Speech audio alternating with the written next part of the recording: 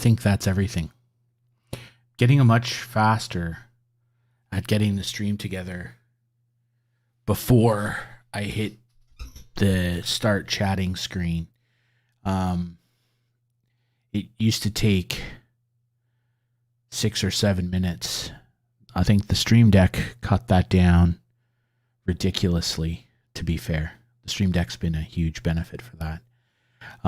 Also, having the key light's been good because it makes the whole process easier. I push the start stream button on the Stream Deck, and the light comes on and everything else. I'm going to get a new light bulb for this room because right now the light bulb is purple, and it's meant to be Wi-Fi and stuff, but it's just not. The IFTTT doesn't really work, and so I need it to.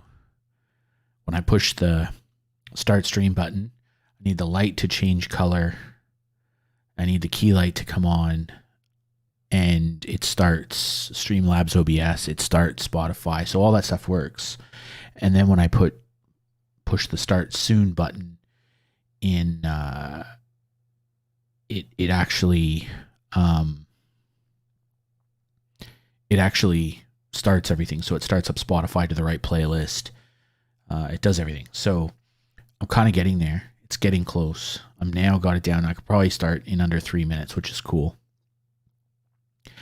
But I'd like to see if I can get that even quicker because I'm kind of a nerd about stuff like that. How are you, Tony? I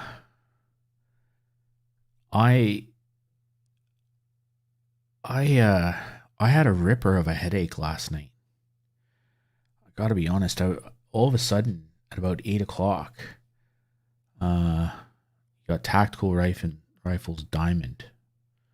Oh, there you go. I couldn't do that, man. Couldn't do that. Couldn't do diamond. Okay, plunder. Okay, cool. Well, yeah, I was gonna say I couldn't do that in Cold War. Cold War does my head in. I can play it a little bit. I did the grind on Cold War for a bunch of weapons to gold. So I have like the FFAR. I have a bunch of gold. A bunch of gold weapons in Cold War. But man, it does my head in. I hate that game after about 40 minutes. After 40 minutes of playing Cold War, I just want to kick a kitten. I really dislike that. Yeah. I don't know, man. Doing it in plunder is okay. I just find it really slow. I don't know. It's just not my bag. But I'm gonna play some Modern Warfare tonight because I'm grinding the CX-9 Obsidian just for a bit of fun. Well, I buy the games because I like them. I had an entertaining time today. I was in a work meeting, and I had a stream up, and somebody said something about Vanguard, and I made a joke in this chat and said that all the COD premium titles now, like Vanguard, are just DLCs for Warzone, which was something I actually said on Twitter probably a year ago. And I had a few people on Twitter a year ago get grumpy when I said that Cold War is just a DLC for Warzone. And it's more true now than it was a year ago. Anyway, this guy in this chat went ballistic. He just lost his mind. And people were kind of mocking him, saying, hey, bro, calm down. It was just a joke, and it's actually quite funny. And it's not, to be fair, it's not far from the truth. he just went nuts. He's like, oh, Warzone is ruining this game for, you know, you shitters who don't know how to play. And he just went crazy. And somebody actually said to him, hey, you do know you're in a Warzone stream, right? Like, you're here just like everybody else. Anyway, he went nuts. And one of the mods had to ban him. He went so ballistic. The COD community's super weird, man. They live in a reality distortion field. They just live in this crazy land of where reality bears no resemblance to what's going on in the real world. Like, I made a comment today somewhere on Twitter and basically just said that, why do you want to make Warzone like CDL? CDL's viewership is going down. Less people watch CDL this year than watched last year. And it's not getting better. Formal retires. Crim 6 is without a squad.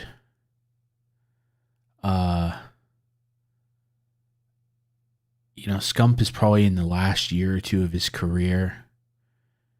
And as awesome and as talented as the FaZe guys are, like Simp and Abizi in particular, they're not content creators. So they don't have an audience of their own. They're not like Scump. Scump hops on Twitch and has 15, 20,000 people watching him stream. Scump has an audience. Scump is a brand, a personality, an influencer, a creator, whatever phrase you want to use.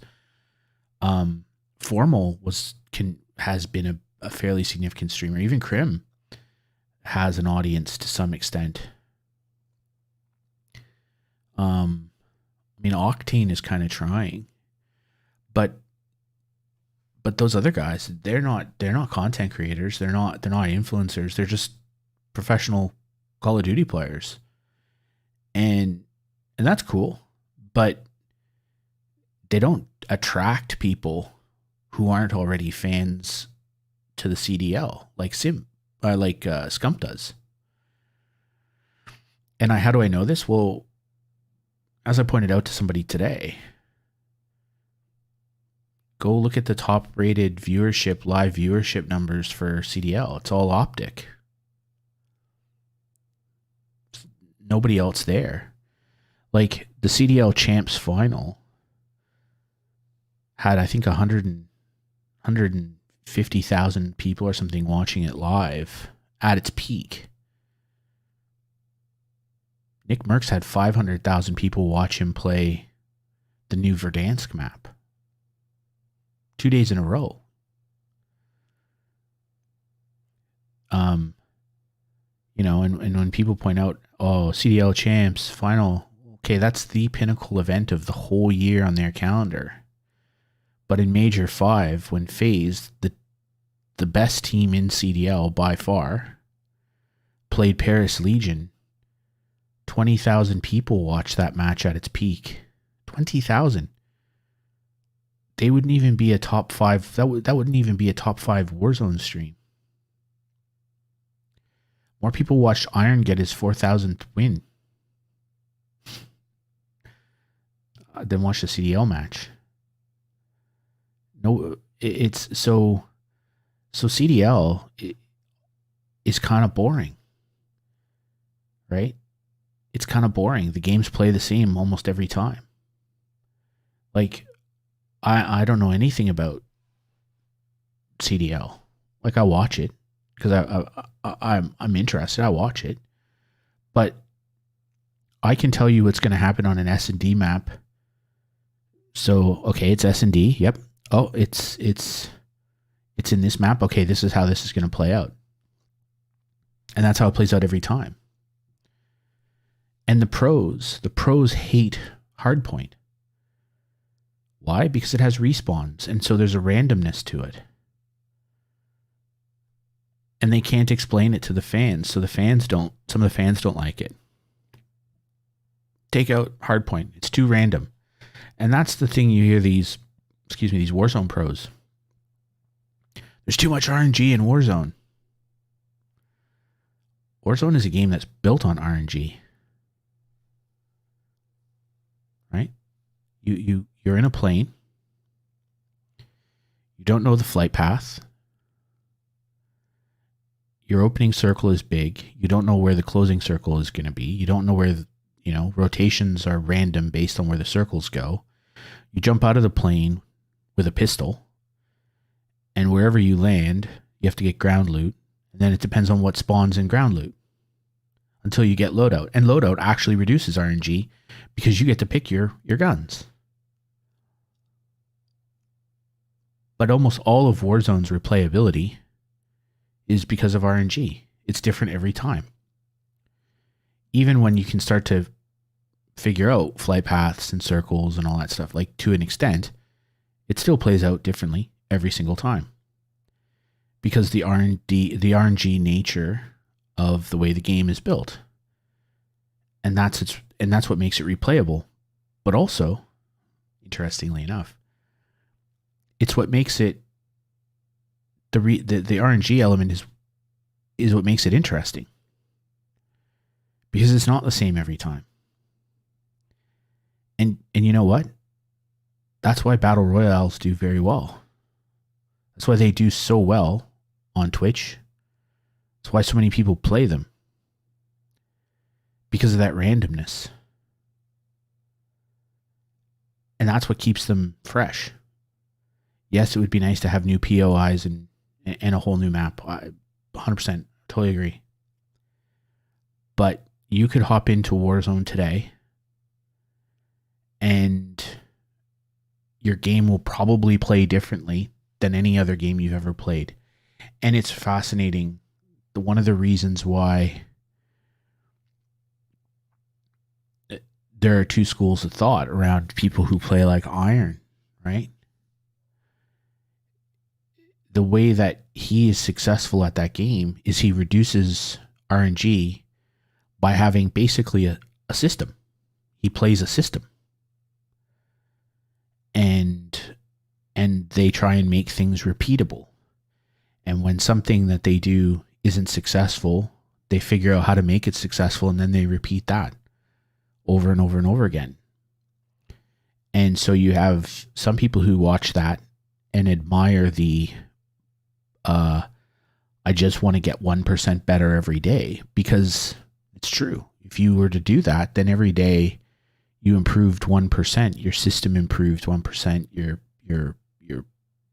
your own play improved. In 6 months, you'd be 50% better.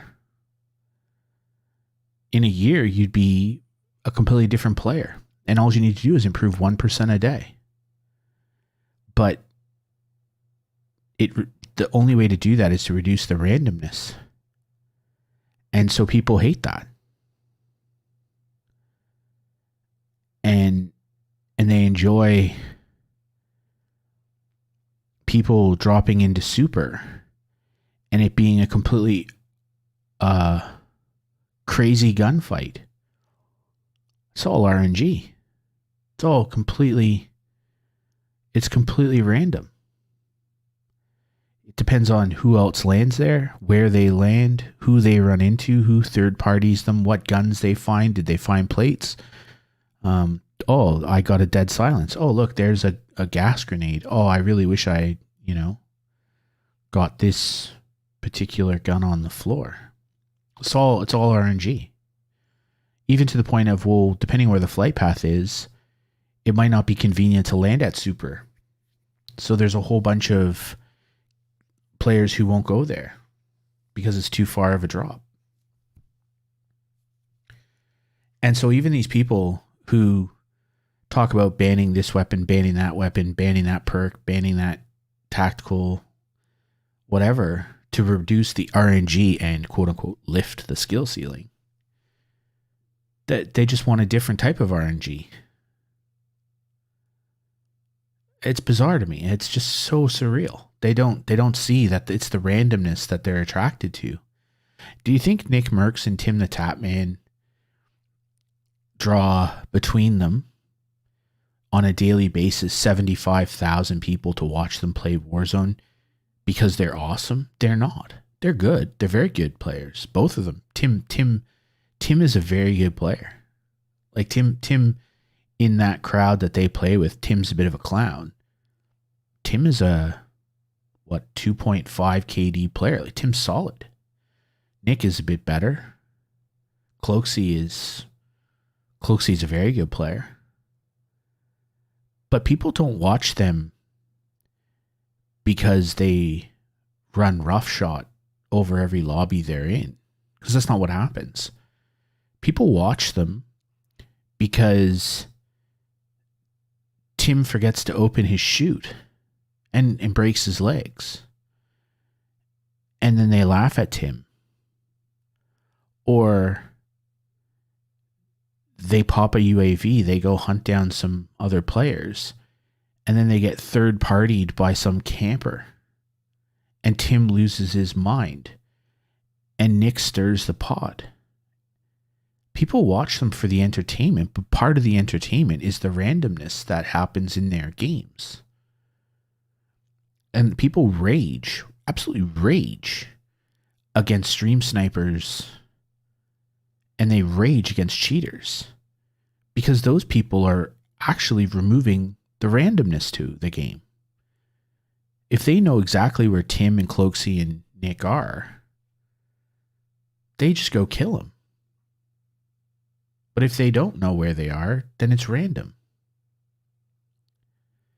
The cheater doesn't miss his shots. So he's removed the randomness factor of shooting his gun.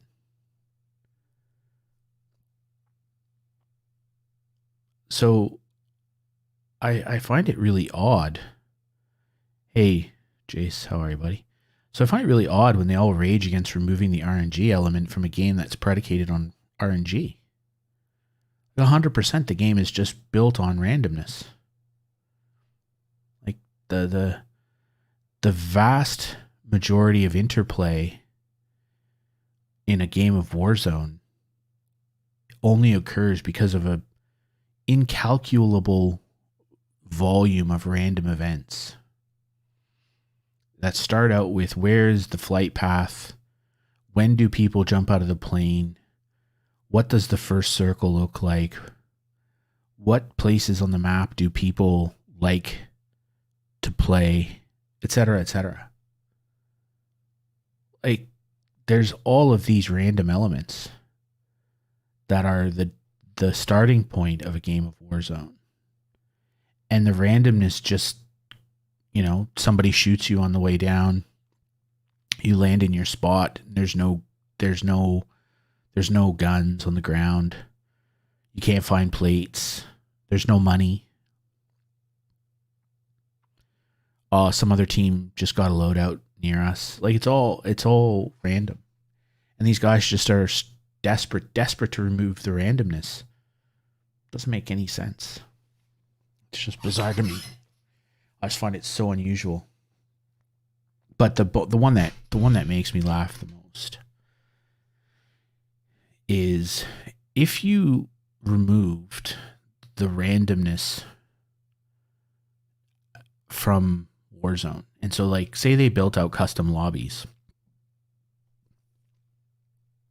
and you could pick which guns people use, and they're not allowed to use this tactical, and the circles close at this rate, and all that sort of stuff. That'd be awesome for the CDL pros. You would give those guys a whole second career. Like, could you imagine if that were in existence today? And somebody decided, I'm going to hold $100,000 tournament. There's going to be no marksman rifle. There's no sniper rifles. You can't use shotguns. You can basically only use SMGs and ARs. You can't use dead silence. You can't use, whatever. And we're gonna shorten the circles and have fewer teams, and it's gonna be like quads. And it's $100,000 tournament. So effectively, it's a gunfight tournament in Verdansk. Sympabeezy, Arcides, and Celium they'll love that. Those dudes will just scrim Warzone for 2, 3, 4 weeks. Their comms will be better. They're tactically better. They're mechanically better. Those guys would feast. Those CDL players would absolutely feast. So they'd finish their CDL season, and then they drop into these absurdly restricted Warzone tournament lobbies, and they just decimate these streamers. Like, you can say what you want about how good certain streamers are, Aiden or Joe or whatever, but let's not pretend that they're anything like a CDL player. Like, let's not even pretend that. You saw that at World Series of Warzone in the trios. You had Karma, Scump, and Formal. Scump and Formal hadn't played Warzone in months. What did they finish, like 6th, 7th? Scump was playing on 60 frames per second on a PC that he couldn't get to stream correctly. I mean, imagine if those guys had a month every day at the way, I mean, they're professional players, right? They're professionals. So imagine if they had scrimmed like they scrim every day, and they had done that for a month and gotten used to Warzone and got their loadouts set correctly. Scump and Formal didn't even have loadouts. They didn't even know what loadouts to use. They were killing people and taking their loadouts. Like, I watched them land in one place. They landed in TV station right off the rip. And Scump just decimated Tommy. And then Formal killed one of his teammates. And then those guys came back and they killed them again. And then they had loadouts, so they took their weapons because they said, "Oh, well, those guys must know what the meta weapons are, so we'll just take theirs." That's how good they are. And so you sit there and you think to yourself, like, those dudes would make hundreds of thousands of dollars in those tournaments in their off season just for a bit of fun. So I think sometimes you have to be careful what you wish for. And I've seen a whole bunch, and it's quite interesting. So they had one of those tournaments today where everything was GA'd out and stuff like that. And I saw a whole bunch of the streamers who were begging for these GAs to be in place didn't do very well. There's a reason. You're not that good. You survive on RNG.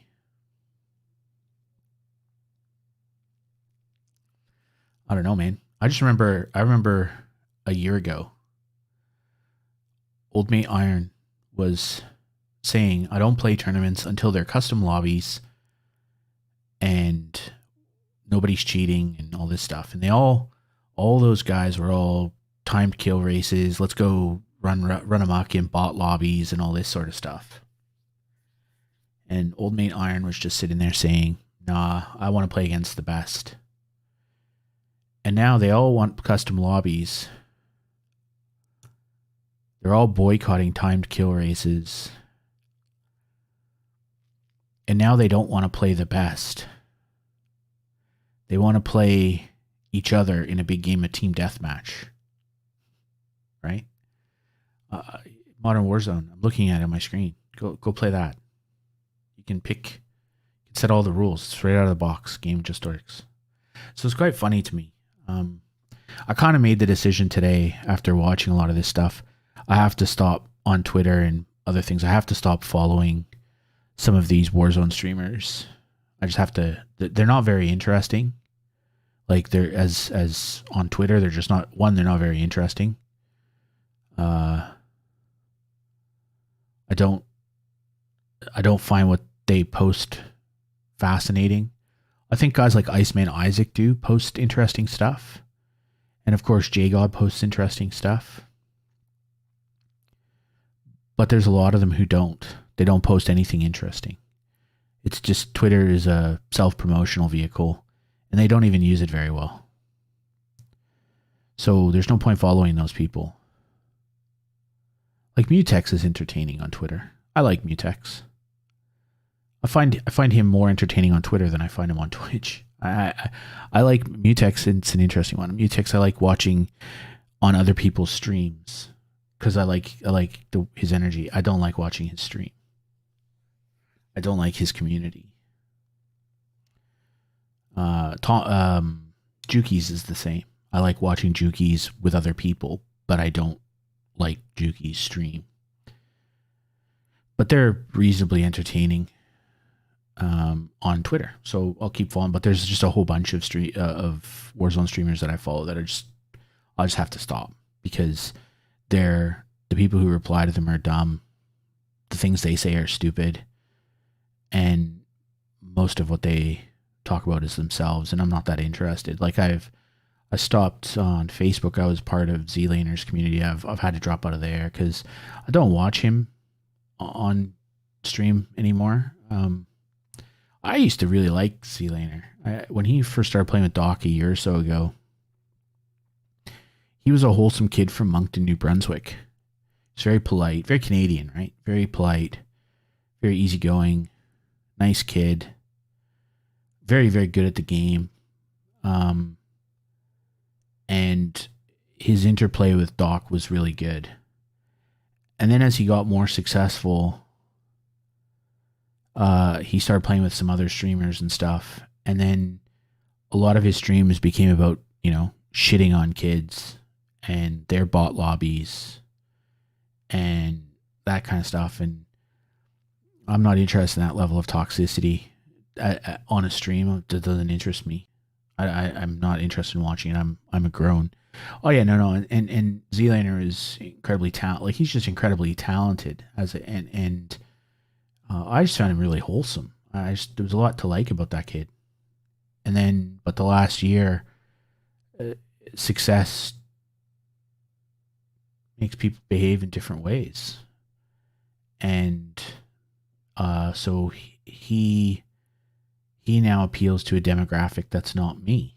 When he was just on Facebook and he was just streaming before Doc and stuff like that, and even at the beginning of that, on Facebook, if you stream, you have to stream to a different audience because the audience on Facebook skews older, right? Skews older. And so you have to be a little bit more sedate. You have to be a little bit more mature. You have to be a little bit more entertaining because it's hard to captivate the audience. But anyway, he's good for him. He's successful, but I don't find his stream, so I just don't watch it anymore. So I just dropped out of his group because even the group has changed. His Facebook group used to be excellent. I actually really enjoyed it. There were a lot of nice people in there, but now it's COD community on Facebook. I would just prefer not to watch that, like be part of that. I don't like it anywhere, so I'm not gonna like it on Facebook.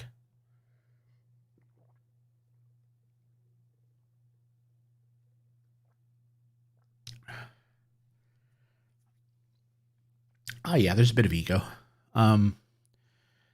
It's also a maturity thing as well, right? When you're young and you have success at anything, doesn't matter what it is, you tend to not deal with it maybe as well as you could. And when you have any kind of success when you're a little bit older, you realize that you've earned it and you appreciate the path it took to get to it. And when you're young, you don't have that history of not being successful.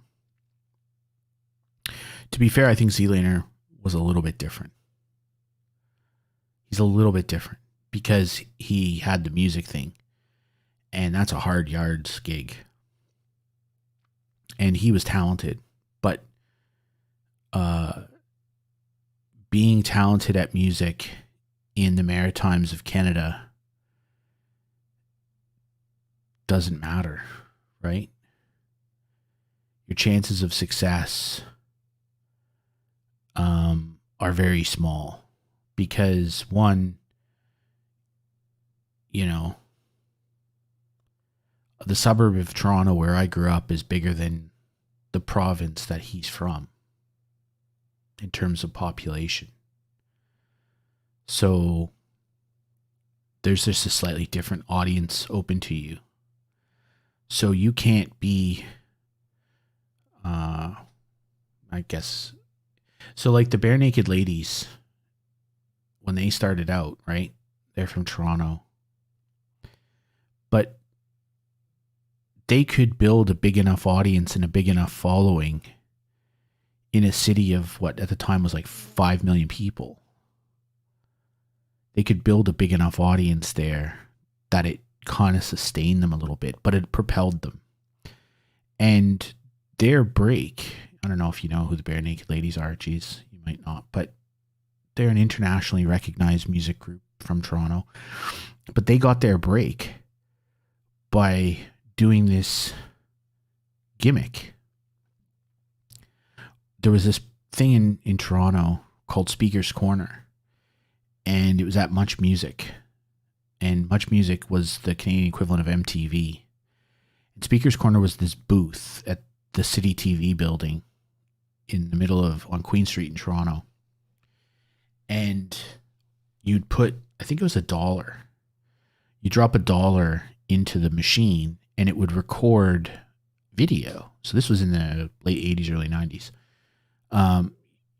It would record video. And then occasionally your video would maybe get played on City TV News or something if you were talking about something that was of interest. So it was kind of like a Vox Pop corner, but it was called Speaker's Corner, so you could go there and speak your mind about anything. What the Bare Naked Ladies did is all 5 of them piled into Speaker's Corner, which is just a booth. It's like a little phone booth. And they all piled in there and played, I want to say Yoko Ono. I think it was. And they played it live in Speaker's Corner. And Much Music picked it up. And it got played on Much Music. And then that kind of rocketed them to not just fame in Toronto, where people kind of knew who they were. They were a small little local indie band who would play crazy gigs in weird places and stuff. And they'd turn up busking and shit. Like they were just they were great at self-promotion. And so getting on Much Music propelled them, and they signed a record deal with Sony. And then they released Gordon, which was their first album, and it was massive. It's one of the highest selling Canadian albums of all time. I remember when it came out, there were lines of people lined up to get this record. It was like Nirvana and Pearl Jam. It was crazy. So these guys were massively popular. But they could only really do that because they were from Toronto. They lived in a major city. And they had access to millions of people. But when you're from New Brunswick, Newfoundland, Nova Scotia, or even Saskatoon, like in Saskatchewan, in the middle of the country, it's very, very hard to replicate that. So, Zealander from Moncton, New Brunswick had to kind of figure out how to be a teenager, be a successful musician, and then get himself to Toronto or Montreal to get in front of a bigger audience. It's almost impossible. And it was even harder when he was trying to do it because the internet had come in and disintermediated that stuff. Whereas at least when, guys like the Bare Naked Ladies were doing it, or before them, the Tragically Hip, when those guys were doing it in Canada, there was a massive music scene in Canada. In Australia, it would have been the same with like Midnight Oil, right? There was a massive local music scene. And people would go to bars and pubs and clubs, and there would be live music, and bands would play, and bands would start their careers by playing in bars and clubs and doing gig after gig after gig and developing their sound and developing their music, and they get, you know, if they were lucky, they'd record an EP, and some A&R guy at a record company would hear it and sign them to a deal, and then they'd make their first record. Like that was the path. But when guys like Zealander were doing it, that path was gone. Live music it's like everywhere. In Canada, live music is still more of a thing than anywhere else in the world, but in most of the world, live music is dead. At least in Canada, it still kind of exists. And the Canadian music scene is all the better for it, right? If you follow Canadian music at all, you have bands like the Arkells. They are able to exist because there's still a live music scene. But for every Arkells, there's The Weeknd or Drake, right? People who have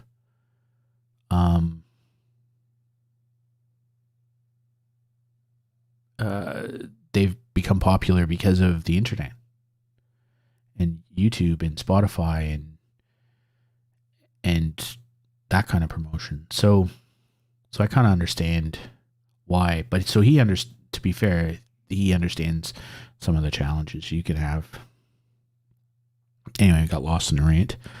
I think I'm going to hop into some Modern Warfare. Going to play some Shipment.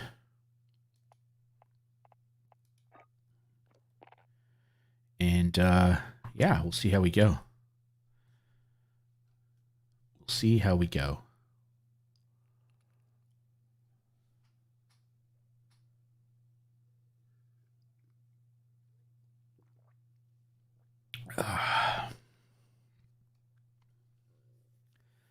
Hopefully, the problem with right now is it's sweat o'clock.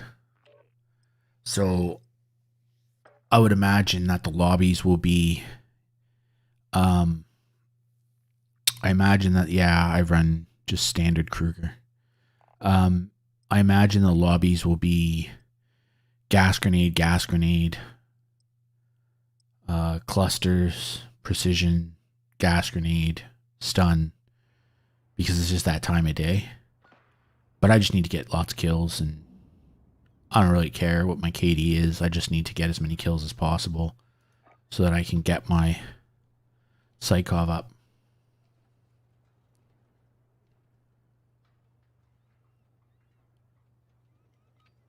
Let's go. I'm curious to see what this looks like on... No.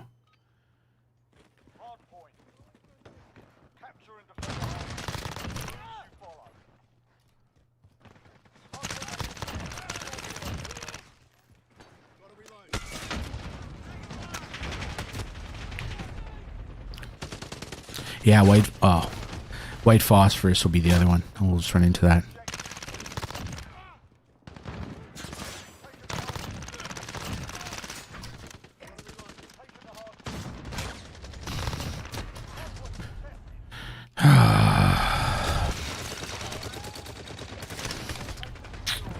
I saw that coming.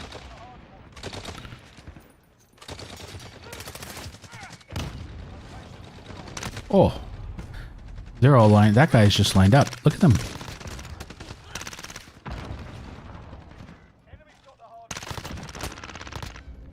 I ran out of bullets. My teammate there, Kurt, isn't moving from that. Oh. Is it? Yeah. I'll have to look at it after this round. It's definitely the FPS.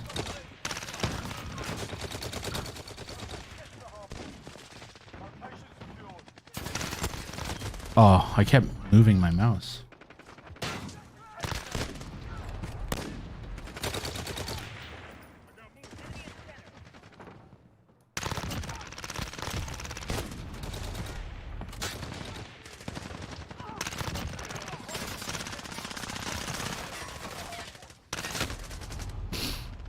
Okay.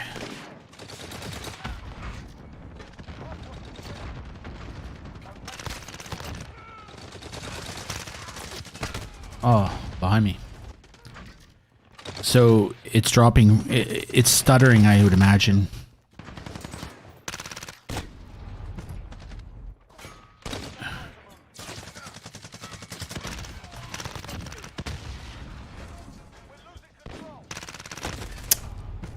Bugger.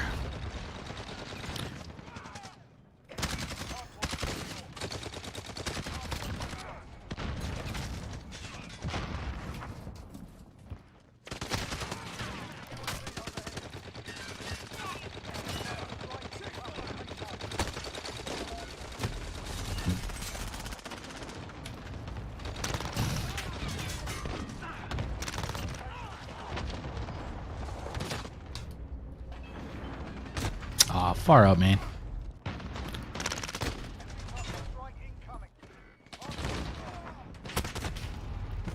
That dude is just a shitter. He's just sitting there. Ooh.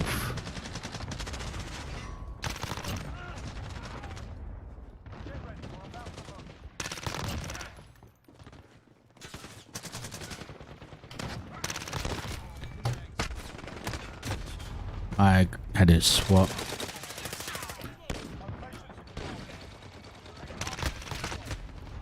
That guy, I think he's trying to get mounted kills.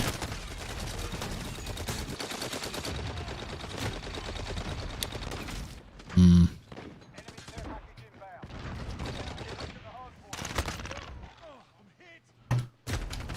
Oh, far out. He was hiding on the ground.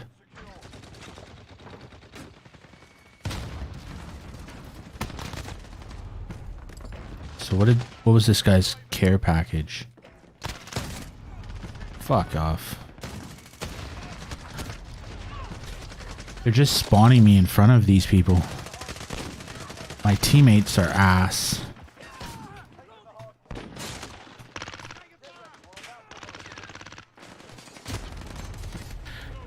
These guys are...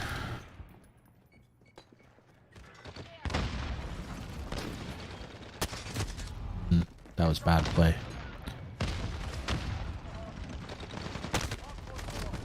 This guy, Winderden, he's not a very good player.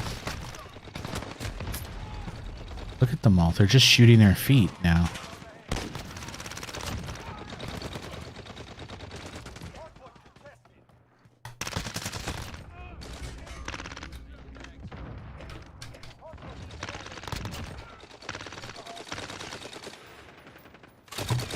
Oh, I didn't even see that guy.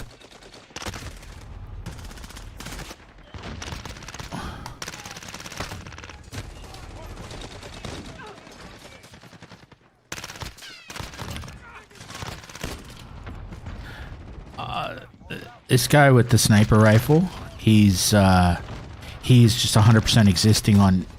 Look at this guy. Wyernden. Oh. There's a couple of these guys. What are you doing?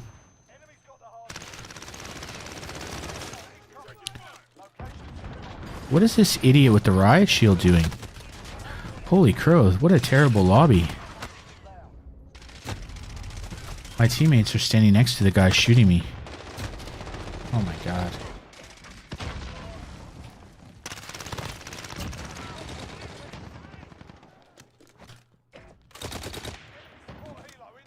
Oh, of course.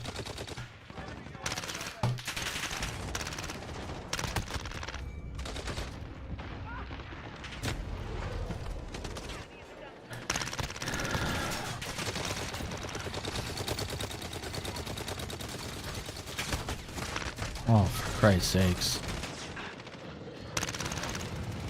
Whose VTOL is that?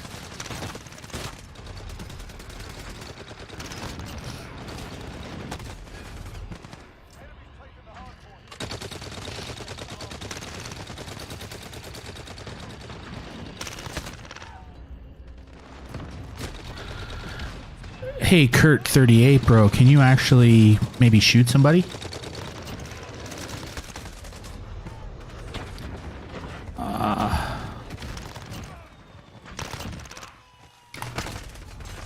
These guys are just camping objectives. Get out of the way! Holy shit, you're awful. You're now blocking me. Get out of there.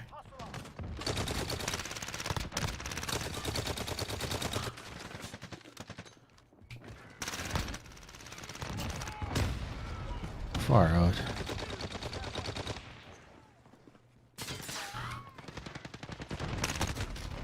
Oh my god.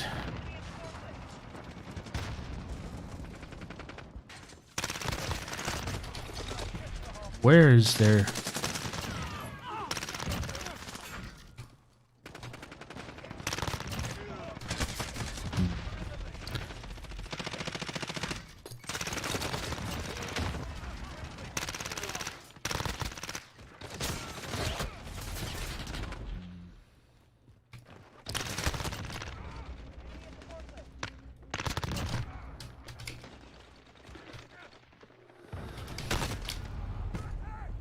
That guy is 100% existing on aim assist.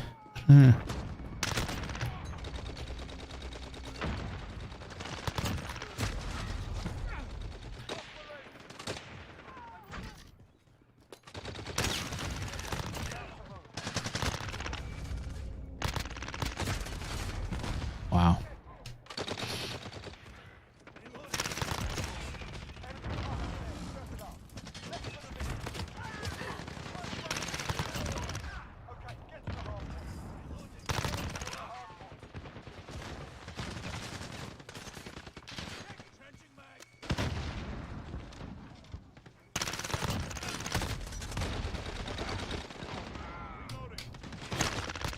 Fucking hell. I'm just getting spawned in the middle of the enemy.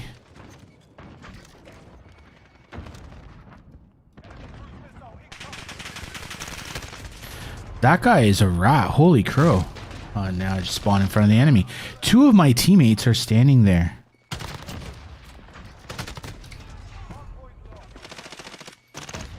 Oh, fuck off. Oh.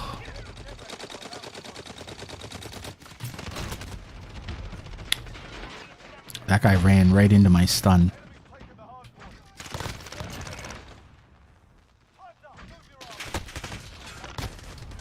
Look at this guy. He's literally hiding and they're... Oh, come on.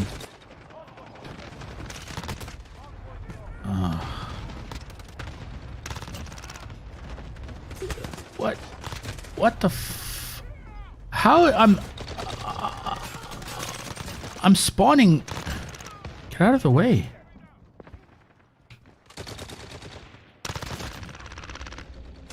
Oh, I'm running out of bullets. I finally managed to kill that rat in that corner. There he is. He's ratting up in a new place. Look at this guy. He's moved to the...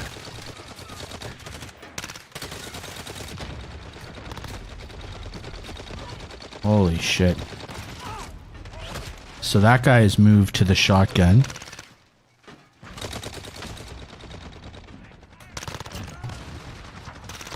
Get out of it, you rat.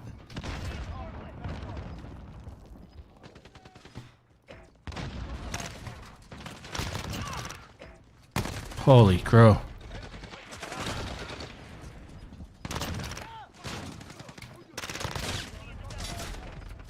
Lowest skilled weapon in this game is the shotgun.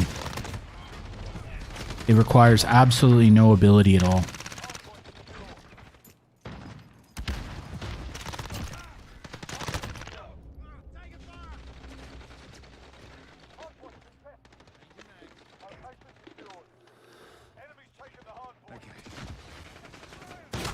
Come on. They're just all camped in the middle. Oh, except that asshole.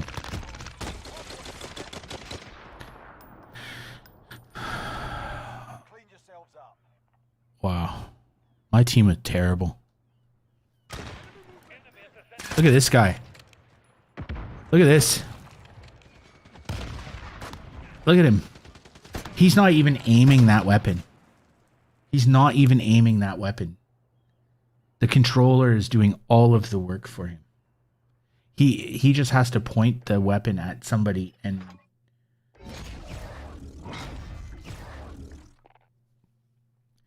So hold on, I'm gonna back out for a second. So what was the go with that, Tony? Was it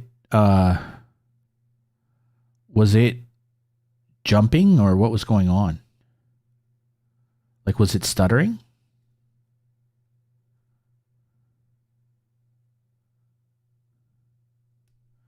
Because obviously, maybe my frame rate is too high. Excuse me.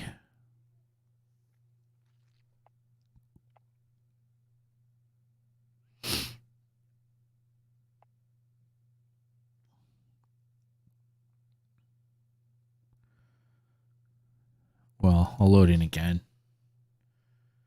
So how did I go?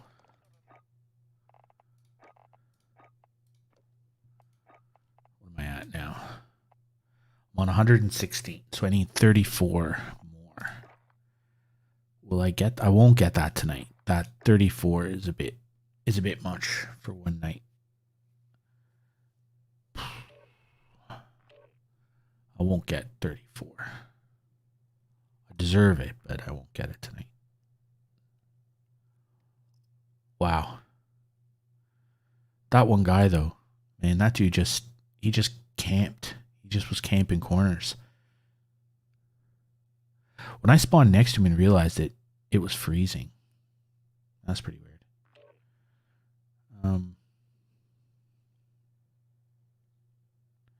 Stuttering.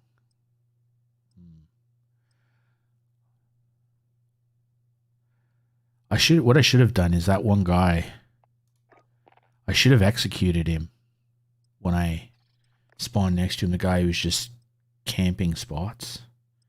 He was obviously going for mounted kills. But I think he deserved to be executed. So I'm getting about what am I getting? So I'm getting about 150 to 160 frames. So that's interesting. I normally get close to 200, but obviously running the stream on the same PC. That was terrible. I completely whiffed my shots. Oh, look at that. So this guy is 100% existing on aim assist as well. Holy shit.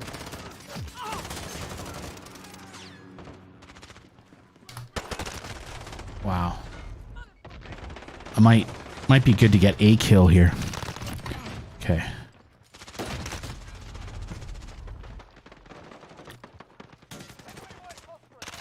Ah, white phosphorus. There it is.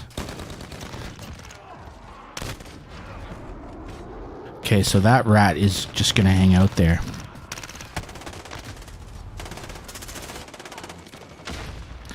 Okay, so now nobody can see.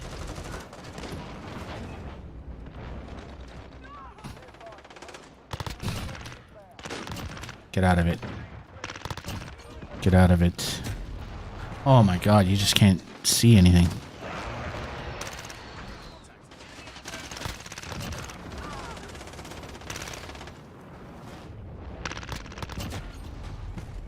That guy, Jake OS or whatever, there's something not quite right there.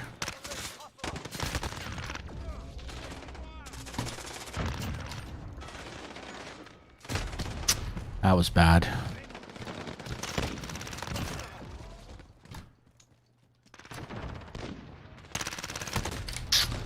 That was shitty on my part.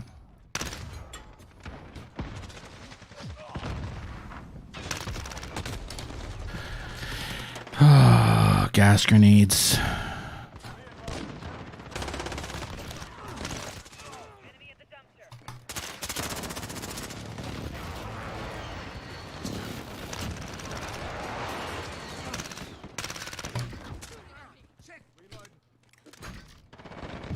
Ah, that was bad luck. Get out of the way, shitter.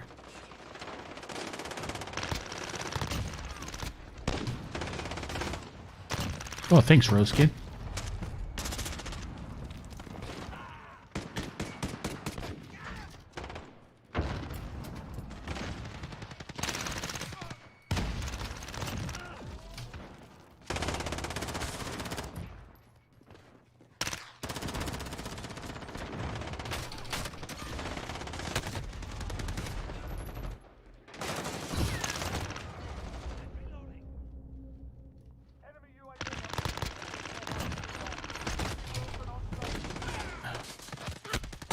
Ah, far out. He shot through my teammate.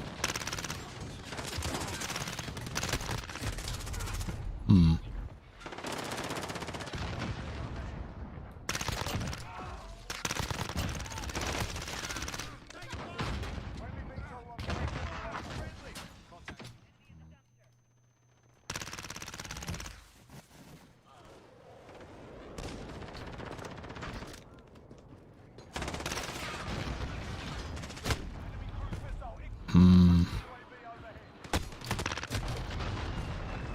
Wow.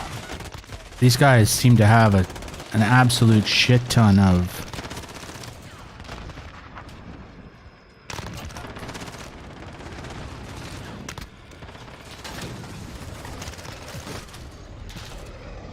These guys have a boatload of...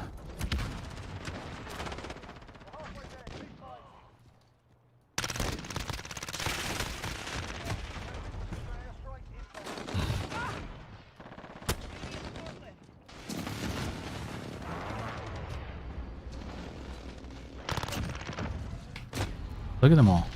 They're running as a stack.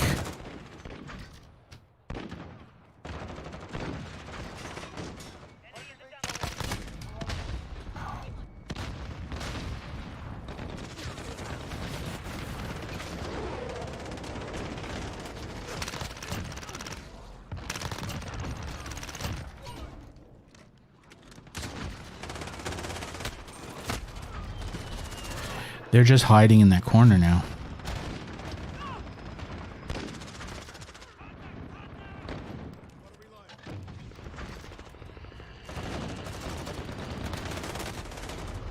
I don't know what gun I picked up there, but it wasn't my gun.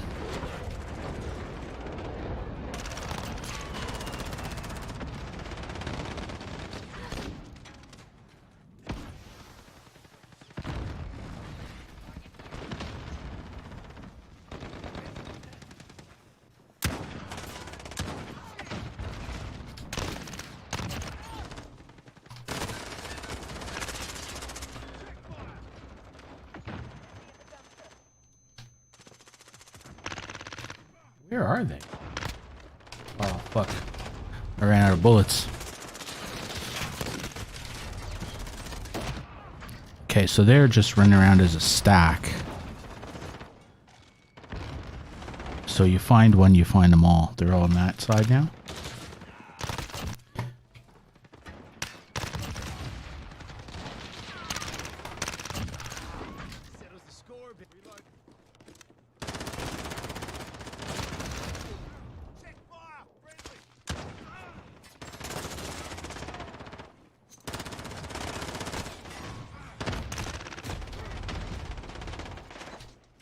All right.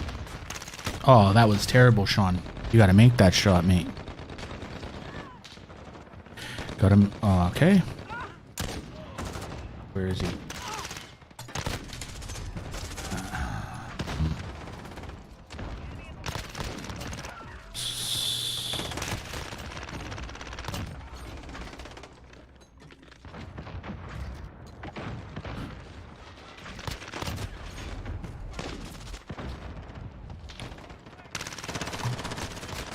Fuck. I ran out of mouse space. Oh.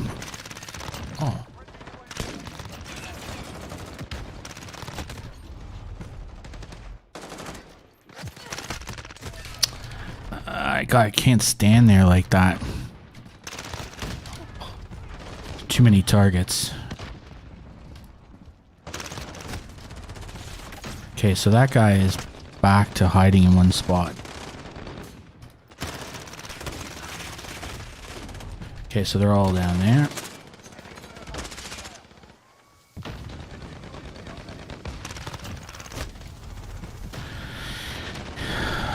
Okay. Holy shit, man.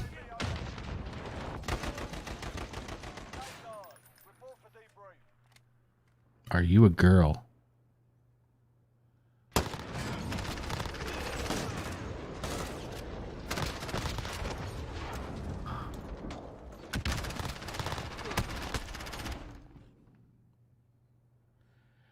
No, mate. Not a girl.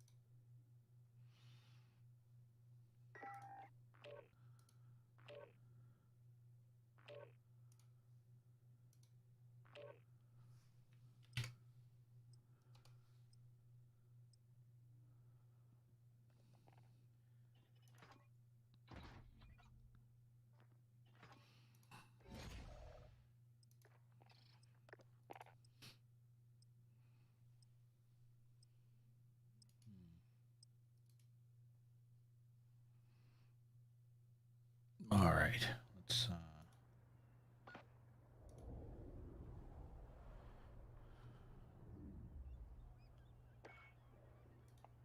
Let's get back. I didn't check to see how many I got that round. I didn't really lower anything. Yeah, I just assume, to be honest.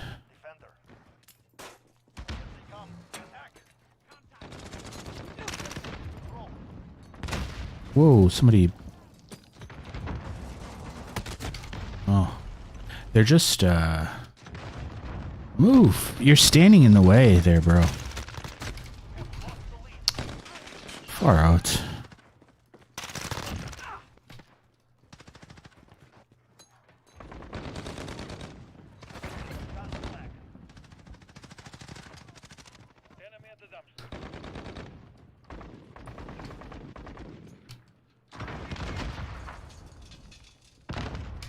Atta boy, Gilly. You stand guard for me, brother. Ooh.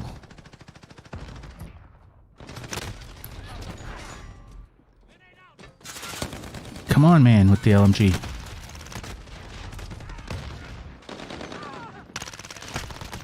Yep, sorry, bro.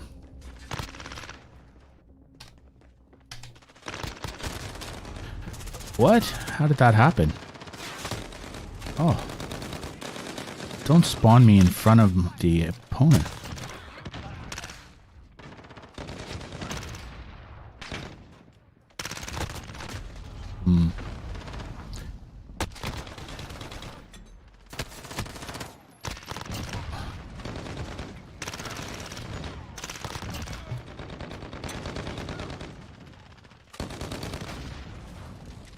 Oops, now I've picked up a new...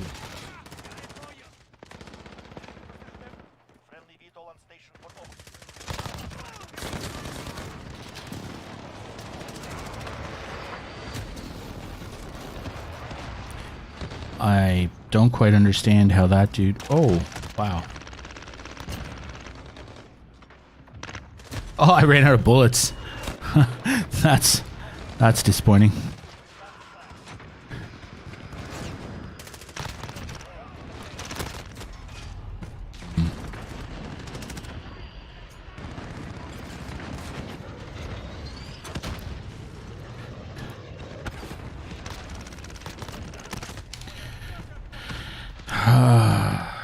Yeah, I'll have to watch it back and see what's causing that.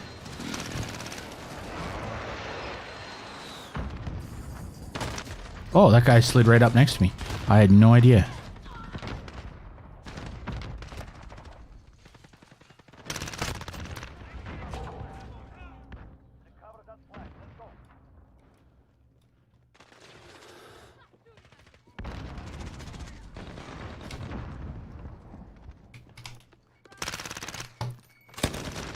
What the fuck? Where are you? How did that... Like, I was standing on him. Where did I get shot from?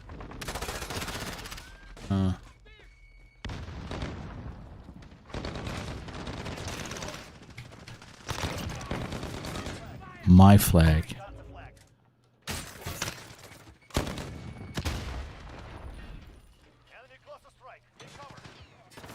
Yeah, that's it, Gilly. Throw that trophy down.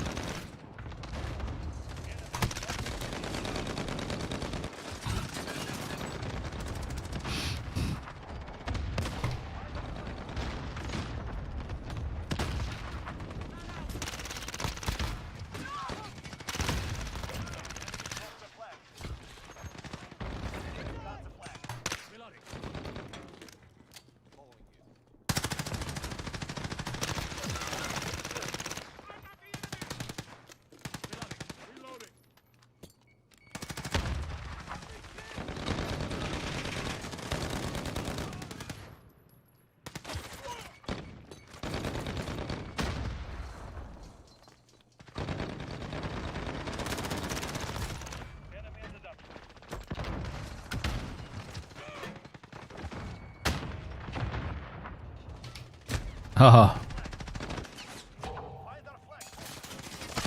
Oh, I'm not going to get a lot of kills this game, but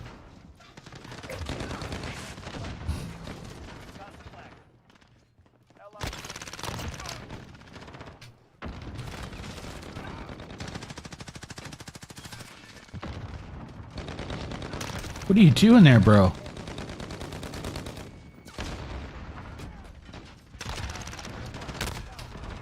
It's like they've stopped even trying to get the flag.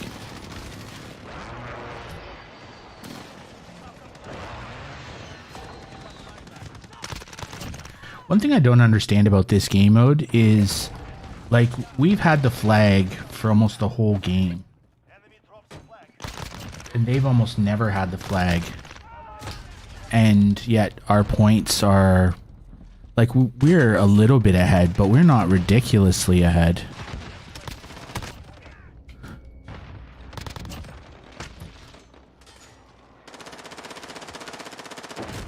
What? You're terrible. What are you doing? You're just sitting there shooting the iron door. You moron.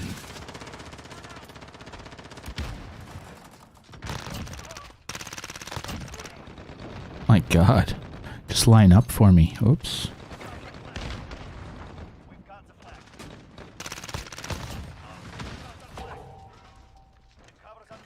Oh my God. Like I'm hitting the O button.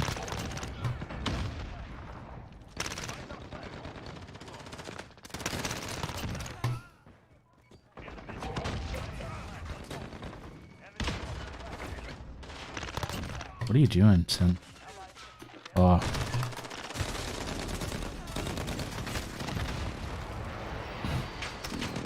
What happened?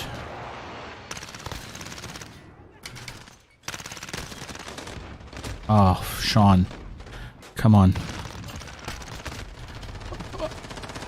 The bullets just seem to go over that guy's head.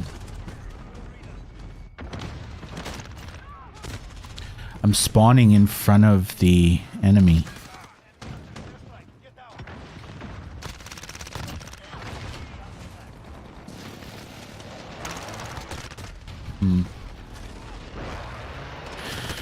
Oh dear.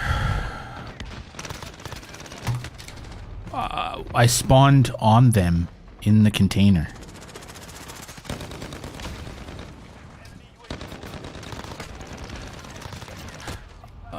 I literally killed all of you.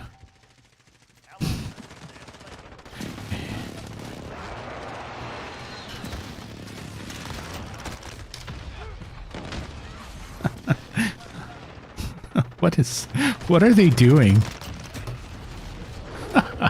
This is ridiculous. What are you doing? Why do you slide into my feet like that?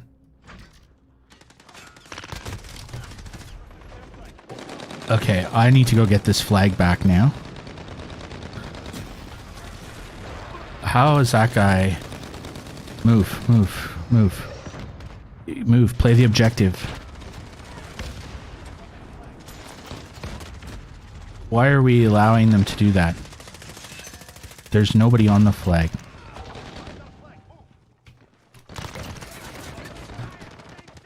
Now it's my flag. That a boy, Gilly. You drop that trophy, son.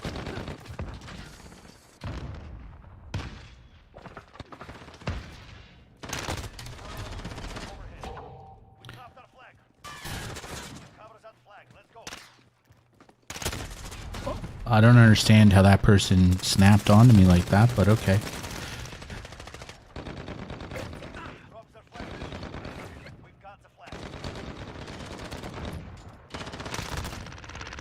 Okay, you too. Oh! What are you doing, son? You're camping. You're camping in the wrong corner. Oh. What is going on? Oh, and this guy's using stims. Whoa. Okay, I'm like no idea what's going on here. Jesus, get out of it.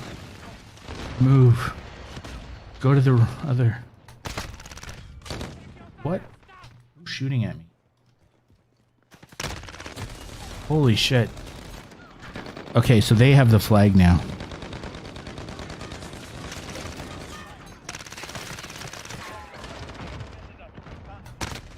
Oh.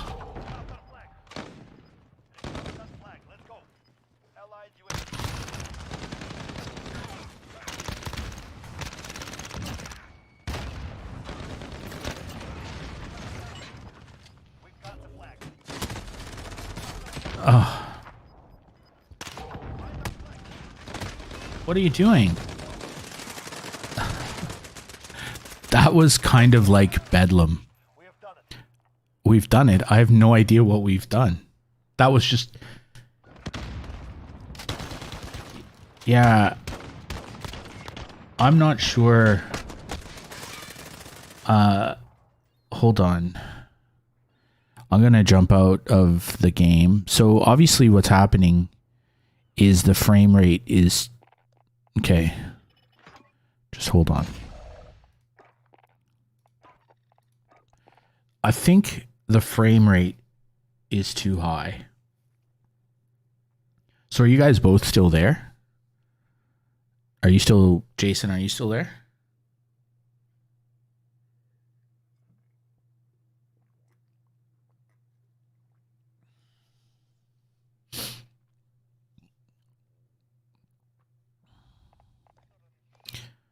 So I wonder why it's doing that.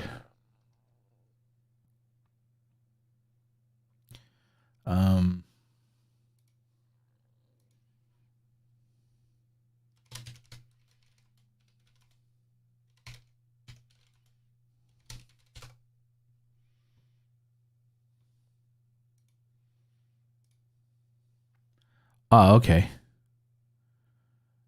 So it's skipping frames. Why would it skip frames? Your stream is experiencing issues.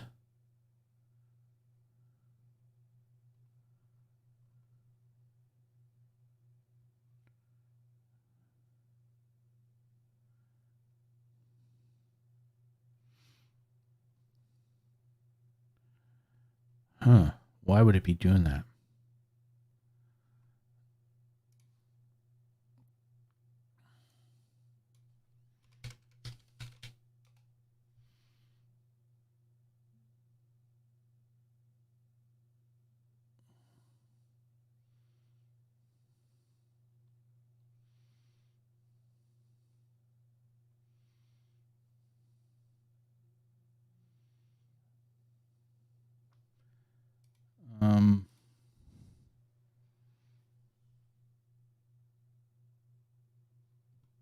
I don't know. Okay. Streamlight has skipped frames. Frames have been not. This is usually due to high CPU usage. Oh, okay.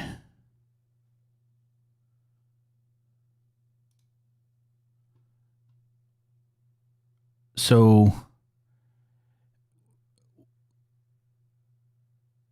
I wonder what's happening. I'm trying to work it out. I wonder if let me see. Task manager. Process CPU. I wonder if... So it was... Yeah, it's saying that it's skipping frames. It's 100% of frames. Enable performance mode in the editor context menu. What is performance mode?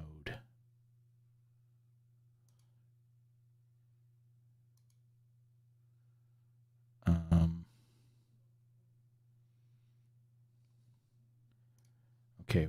What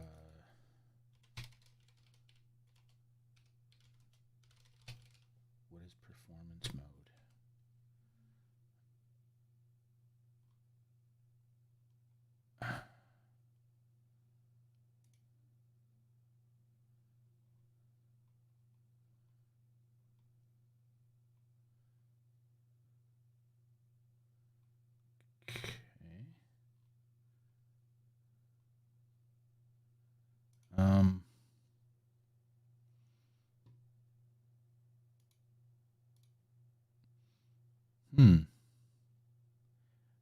Okay, it just dropped. It just skipped frames just then. But I'm not doing anything. Okay, let's...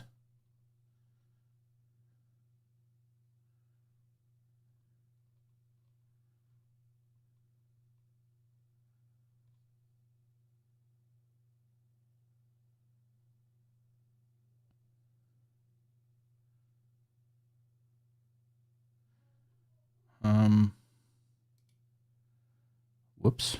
That's not what I wanted to do.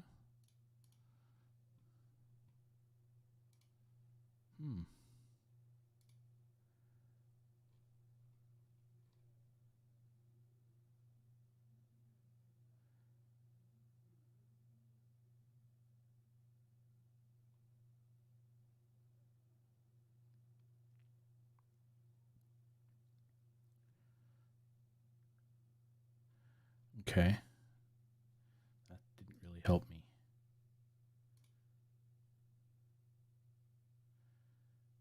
Right-click your editor screen.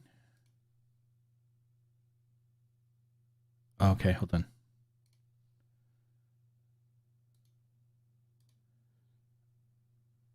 Hello? Hello? Okay, so performance mode, because you're using Streamlabs, right? Yeah. Yep. Okay, so you know the image you've got on Yep. Streamlabs, Yeah. the preview? Yeah. Right click on it. Yeah. Like run your mouse over it, right click on it. Yeah. And hit and you scroll down and you'll see performance mode. Okay. Yeah. And that will be a start, and then it'll just have a green bar across the Yep. screen. It's you won't see nothing. Oh, okay. So maybe the preview was causing part of the problem. Yeah, it can do, but also the other thing I was going to suggest is look at your resolution and FPS versus your bit rate might be an issue. Okay.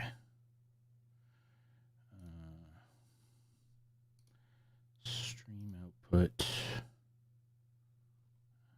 So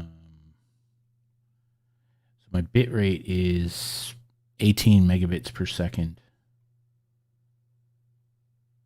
Constant. And outputting 1440.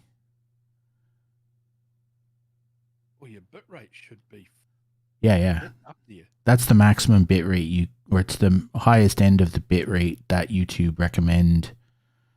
I'm wondering if my CPU is just basically maxing out, and even though I've what's my encoder? Yeah, I'm using NVENC, so I'm wondering if my even running NVENC, if maybe my CPU is maxing out. And so it's dropping frames, but I did see. Are you running a delay also? No, it has a natural delay. Yeah. Okay. Hang on. Let me just mute the sound. Yeah. Carry on. So I'm wondering, like there's tons of dropped frames. Yeah, it was basically frozen. Huh. Wonder what's going on. Okay. Well, I'll try this performance mode. Yeah. See if that makes a difference. All right. Cheers. Just stay on the stream, and I'll jump into Discord with you again if it goes weird. Yep. Cheers. Thanks. Okay. Let's try that again.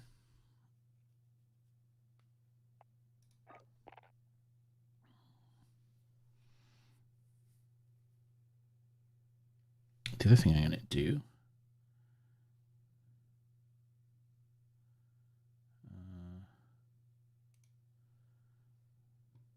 So let's see what. Okay. Of course.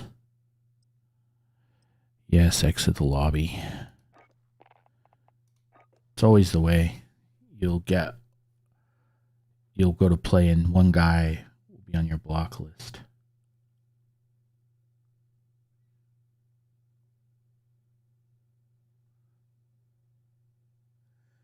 Just looking at my CPU and GPU utilization rates.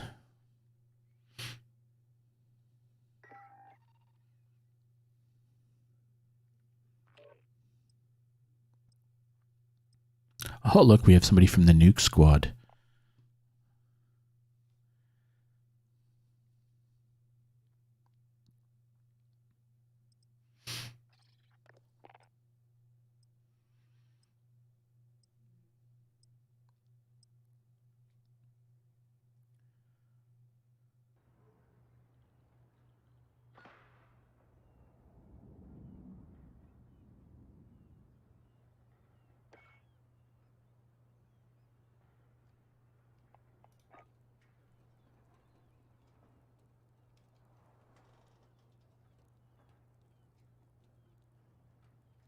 don't have a block list. Okay. Defender. We've got enemy inbound. Hmm.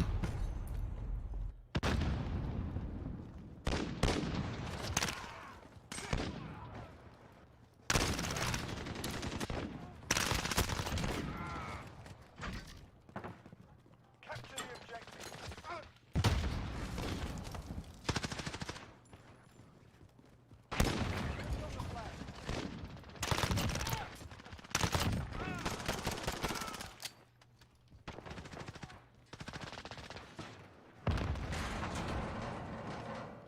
Okay.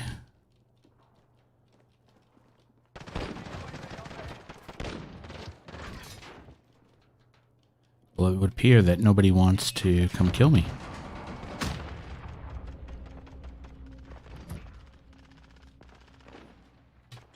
All right, well, I'm just going to sit here.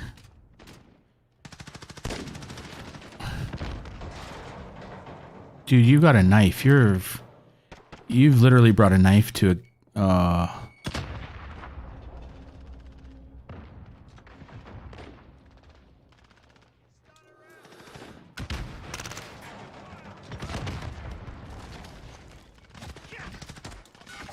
Oh, I just killed a guy. I just threw that blindly out there.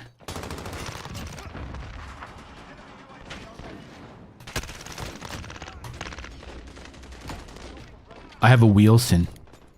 I wonder, can I have the flag and use my Wheelson at the same time? And I have a VTOL.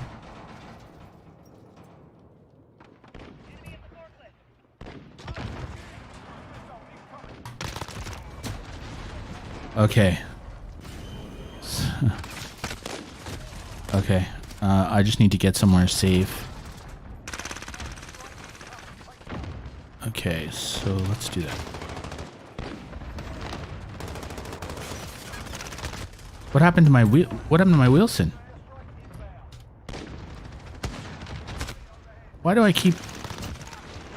It's like I keep dying.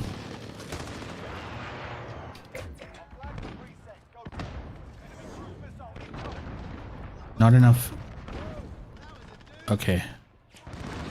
What is going on? I can't call in a Wheelson. I can't call in... Wow.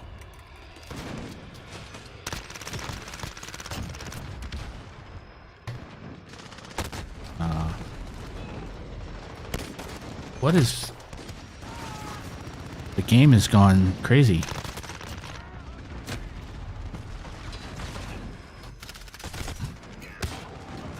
What is going on?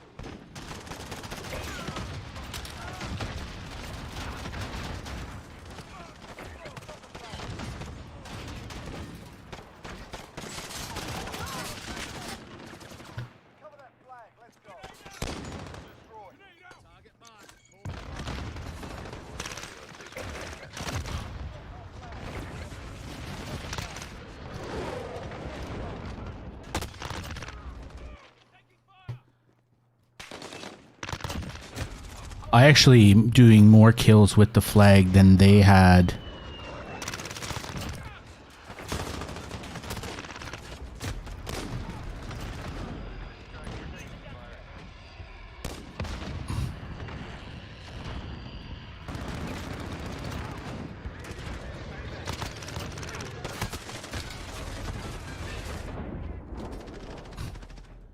This guy runs around with this, oh man. So the stream is, smooth now? Oh, far out, man. Oh.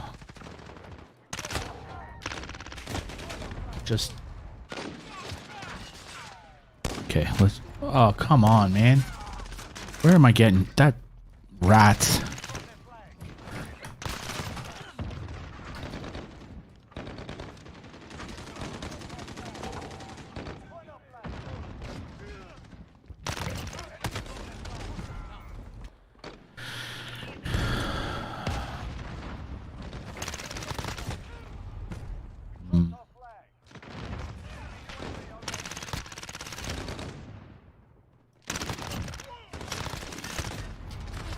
Can we get onto this? What is that guy doing?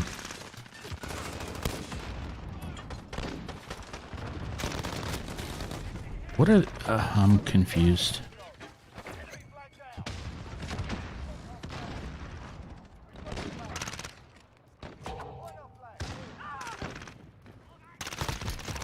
Stop it with the...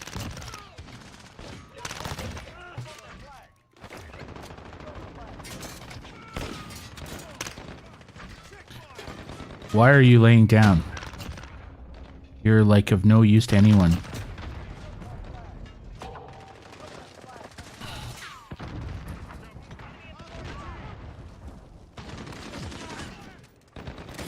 Oh!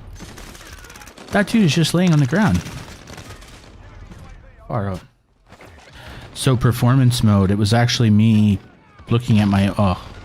It was me looking at my own stream. So these guys are just...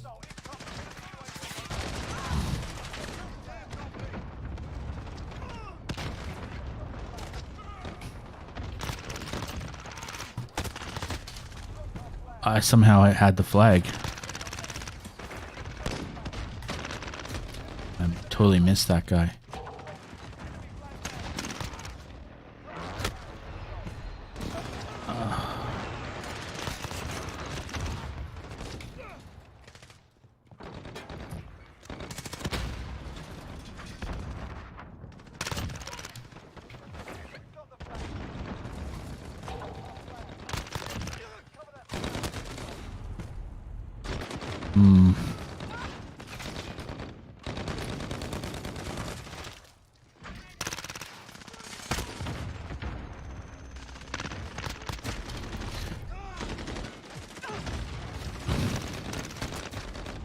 What? How's that guy able to move that quick with that SMG? Holy shit. They're all there. Okay. Like...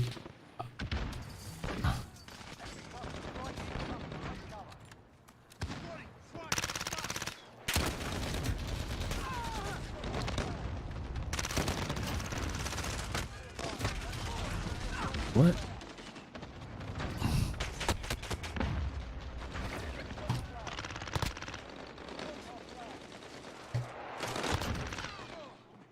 I have to pay more.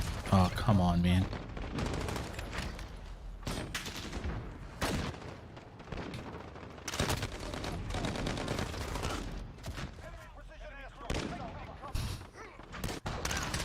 Oh, seriously.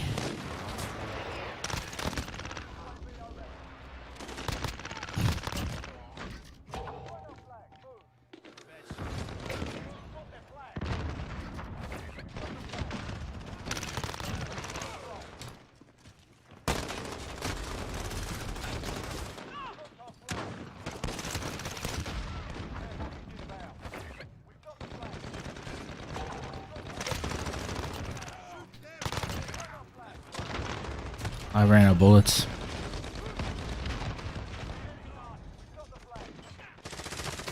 Oh, spawned me.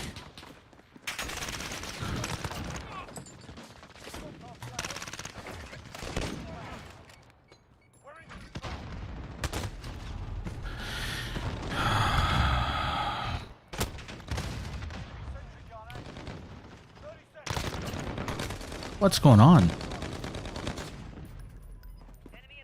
Hey, look, his controller's gonna shoot for him.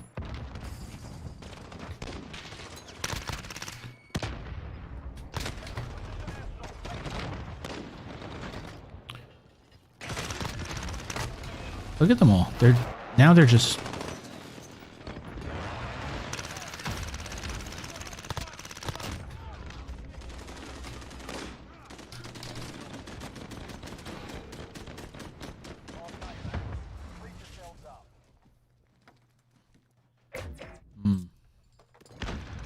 I didn't get a lot of kills. Oh, I did. I got 58.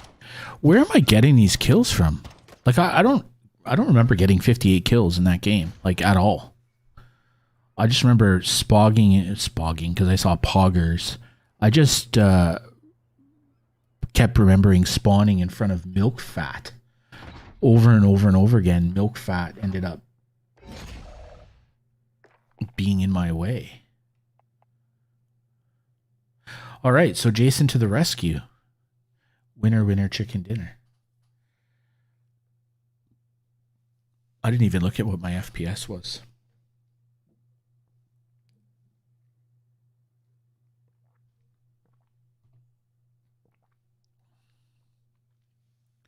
How am I going with my CX-9? 124. Not bad. It's disappointing. Oh yeah, I'm back in Milk Fat's lobby. And I've got a team of 3. So Senpai Kun, B10, and Milk Fat are probably a squad. And these 3, my experience with running with squads like this, where people have the same clan tag and everything, is they either are terrible or they're a bunch of dirty sweats. And when they're on my team, they're usually terrible, and then they drop out. And so they get shot very quickly, and then they quit. That's my experience.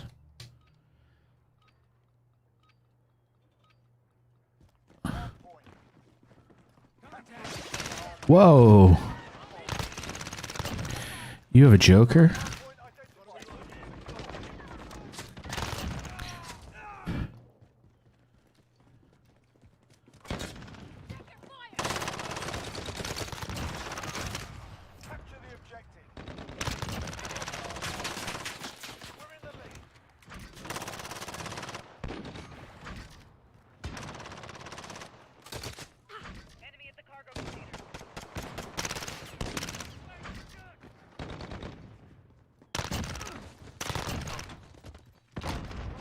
Oh, I got a Wilson. Let's go.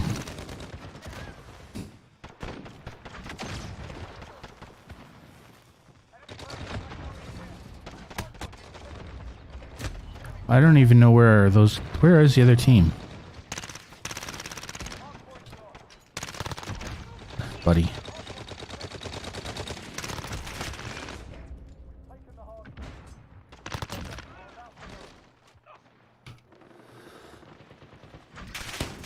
What? Where was that guy? Sorry, mate.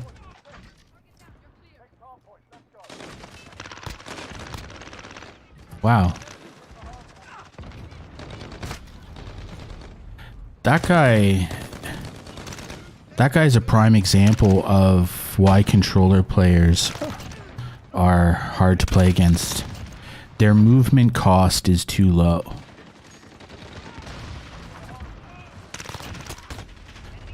So what I mean by movement cost is they only have to move their thumbs in back and forth, and they get to do all kinds of crazy movement. But I have to move my whole hand basically just to aim. Ugh.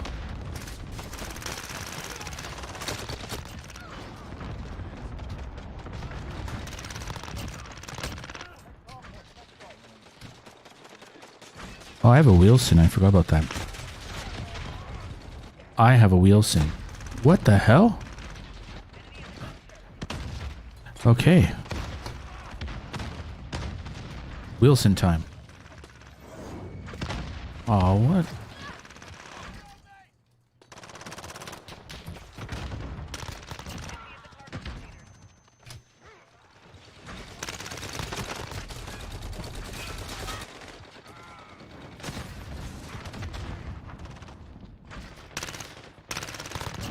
Sorry, Milk Fat, you don't get to hide.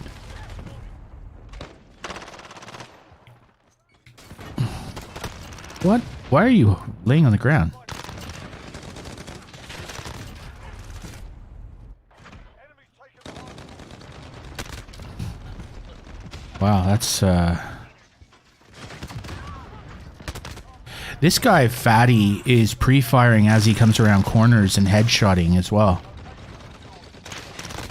There you go again. That's the third time in a row. I think old mate Fatty has toggled him off.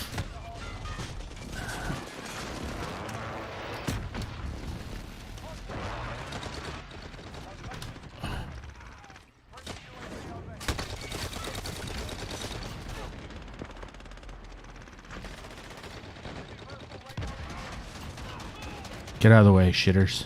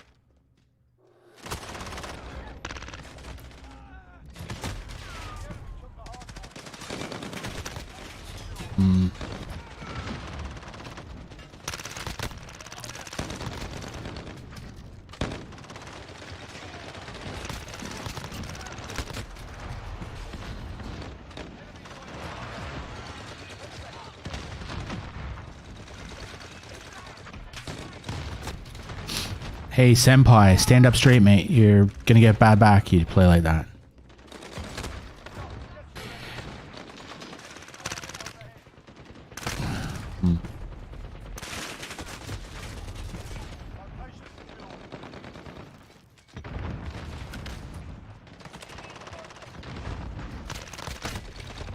Wait, what? Fatty is cheating. I think that's what's going on here.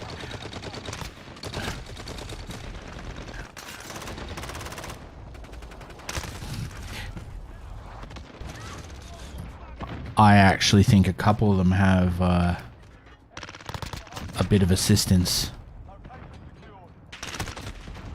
I know Milk Fat doesn't because Milk Fat's not very good, but I think yeah,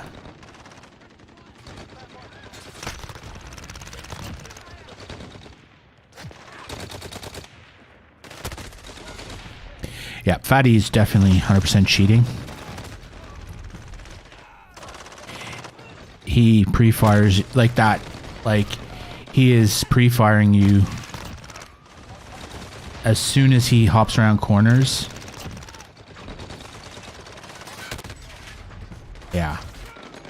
Okay, at least we know.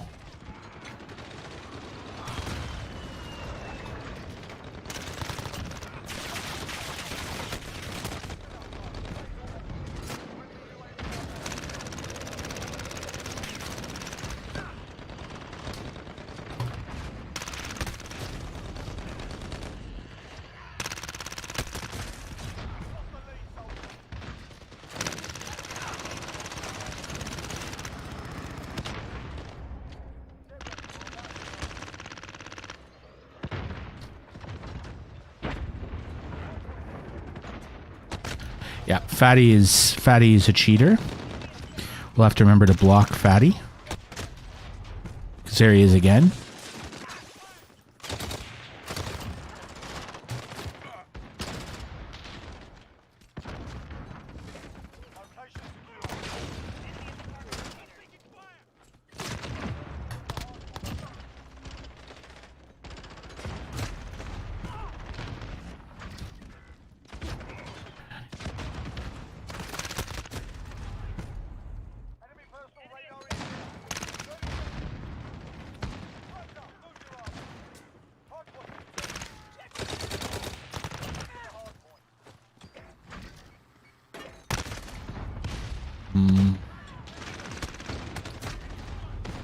Milk Fat's just a rat. He's not a cheater.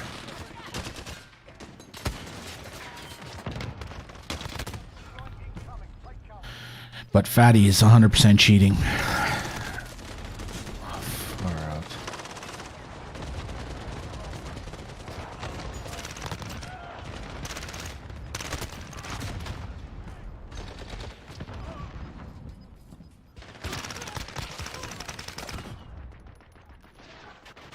Yeah, look at Fatty. Look at that, 99 kills. Okay, bro. Look at it. Look at this. Look at all headshots. Look at him. Watch this.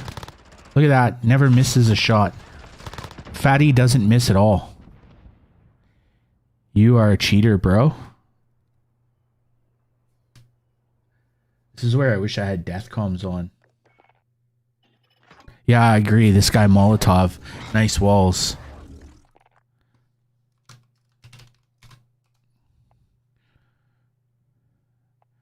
So we gotta go and find Fatty.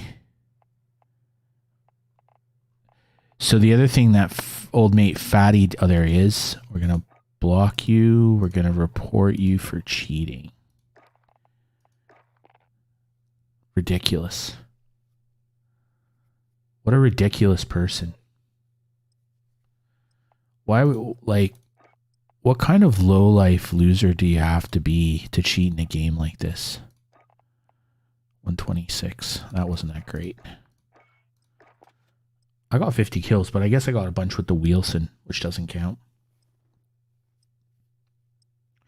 Like, just think. Imagine being such a loser in life more broadly that you have to play a movement shooter like this and you have to cheat.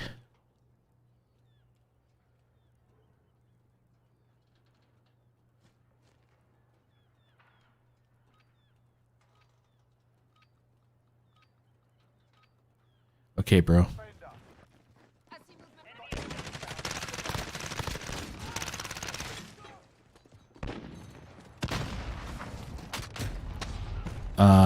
What's going on here?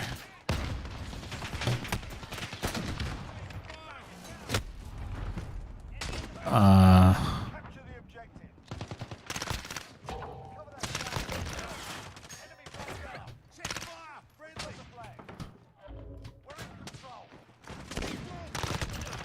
Fire here.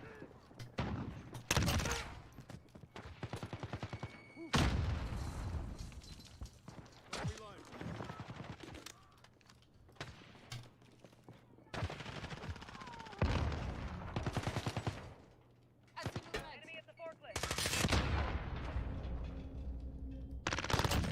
Suck that. Get out of here.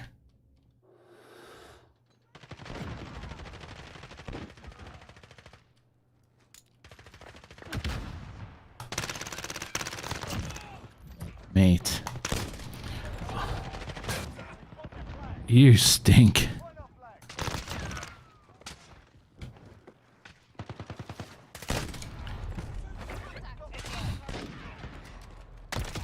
Look at these people with their controllers. They literally don't even have to aim.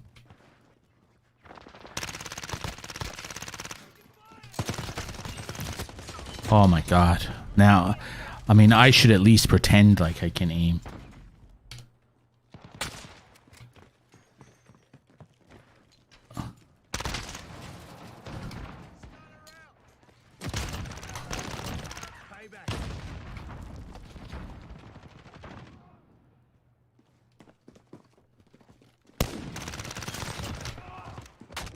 Oh.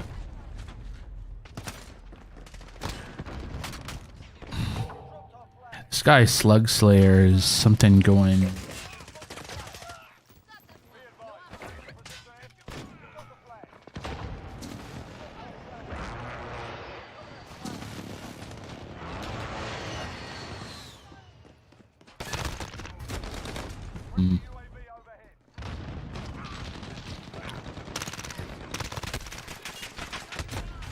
Where am I being shot from? Go get the flag, man.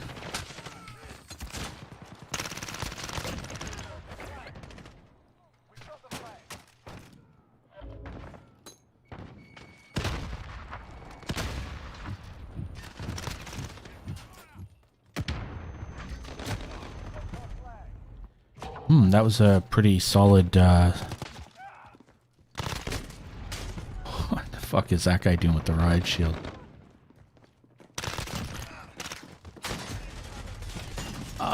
This guy's Slug Slayer is really super annoying.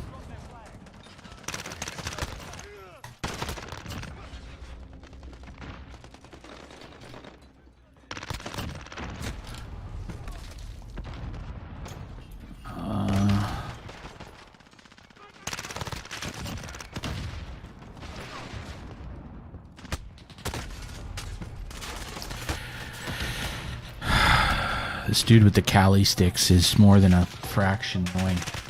Get out of it. What are you doing?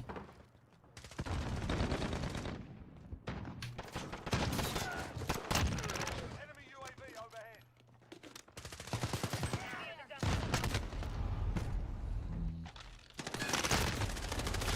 overhead. How did I... Why do they spawn me in where they have the flag? In with them.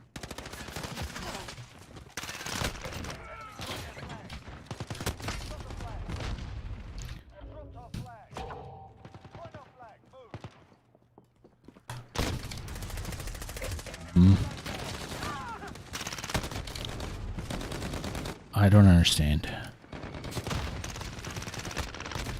Oh, that was terrible on my part.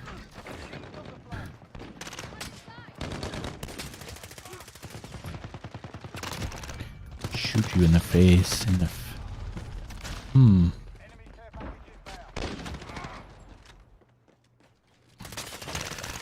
Get out of it. That guy with the Cali sticks, man.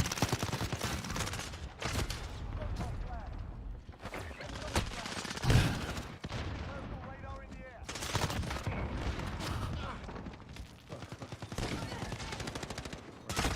I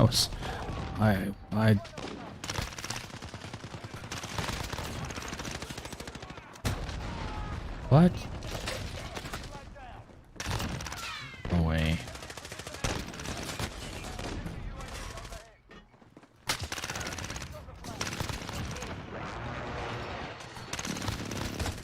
This guy, Yi, is just spending all of his time just jumping up on things like he's some kind of monkey. Thank you. Enemy dropped their flag. We've got the flag. Here they come.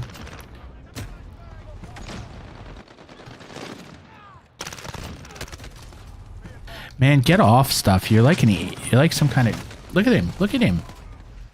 What an absolute shitter. Get out of it.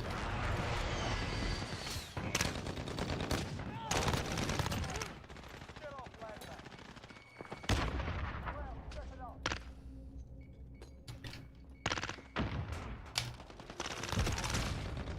I just wanted to hunt that guy.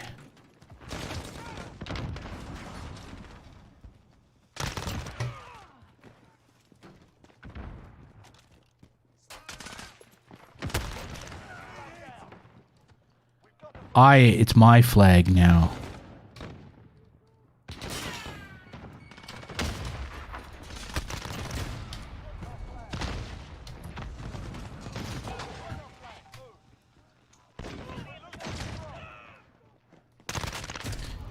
Yeah, okay, I shoot you with my automatic rifle a number of times, but you know, you hit me with a stick and I'm dead.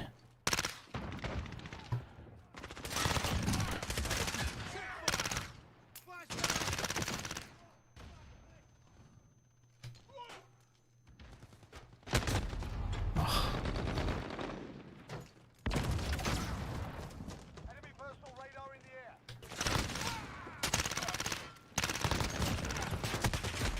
What?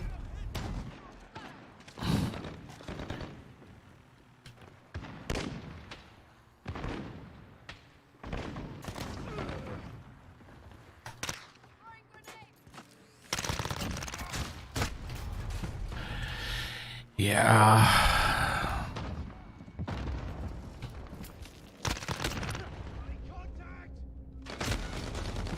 What?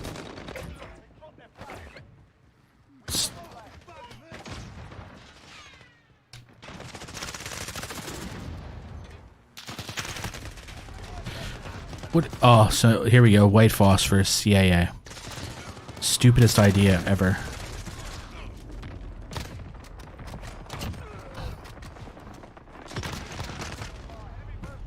Why are they spawning people behind me? This fucking guy with the sticks. And as soon as I'm literally spawning into crazy.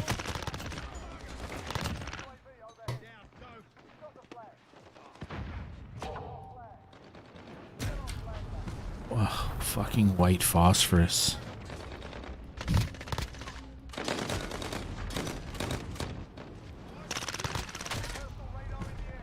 Yeah, I shot him in the head a few times.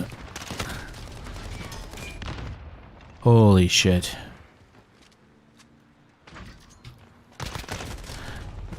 What? How? How many times do I have to hit this guy? Oh, you're my guy. I am like having the worst round. Oh, why do I keep picking up these terrible guns?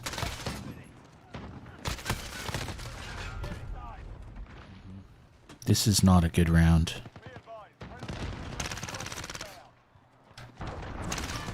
What? Come on, man. Holy crow. Like, how many times do I have to shoot somebody in the head?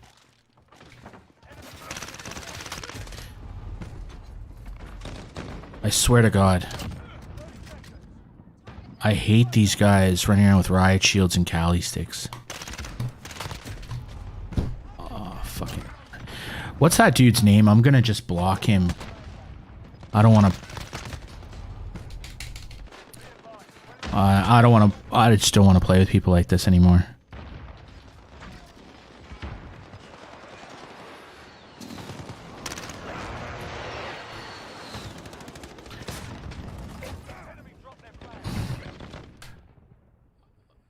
What was that guy's name? Slug Slayer. I'm blocking that guy. I just look at this. Look at this idiot. You're a clown. You're a dead set clown.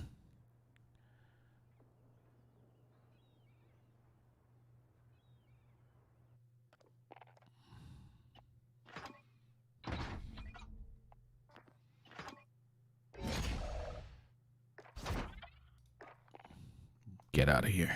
You don't get to play in my lobbies anymore. Block.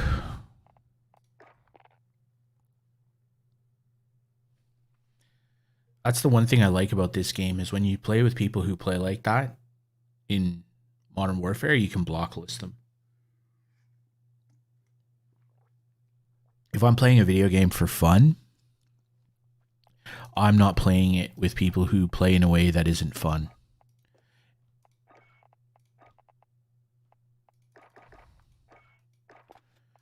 Because there's no point to it.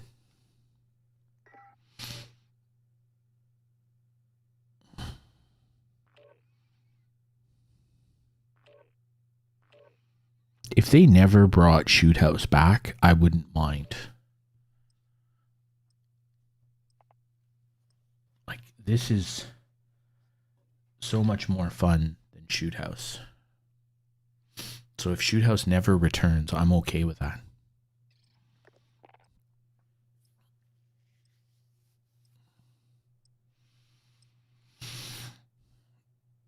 Okay, so it looks like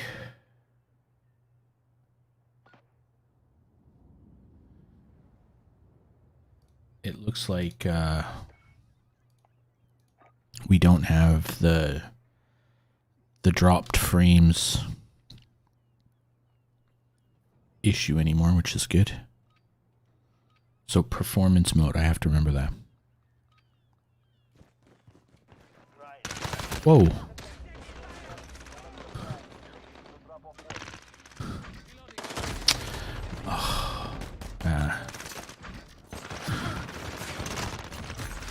What? Do we have another idiot running around with...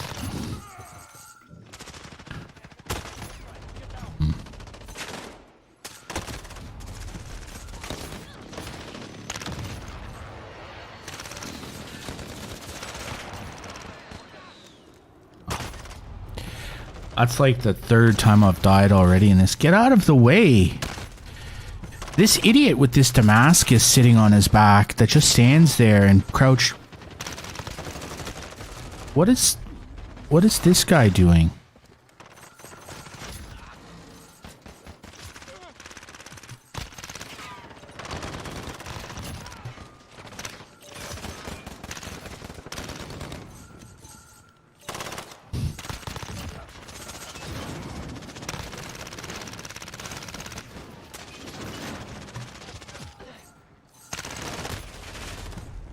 Look at them all just sitting down there.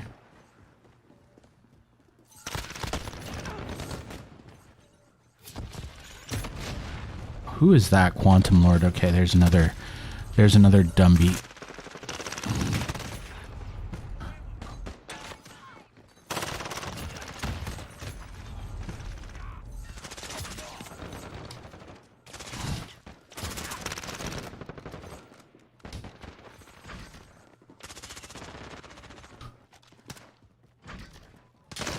Holy shit. These guys are just all sitting in... What? How? What? How? Yeah, okay. Hipfire headshots. Okay.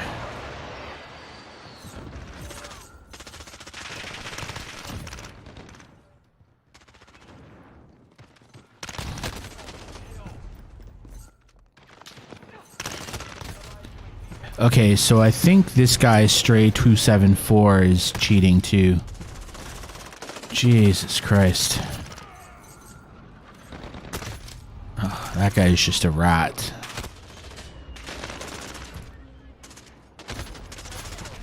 Oh, come on.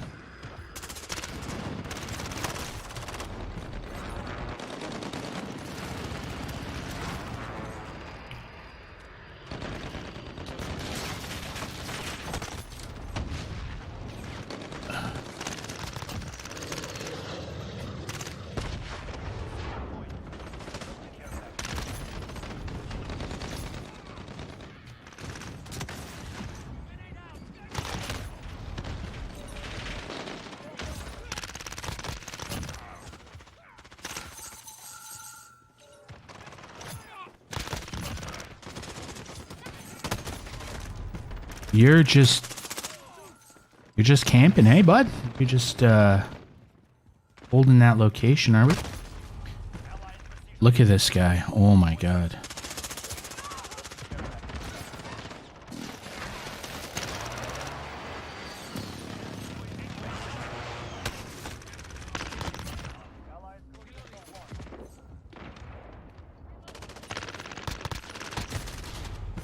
Huh?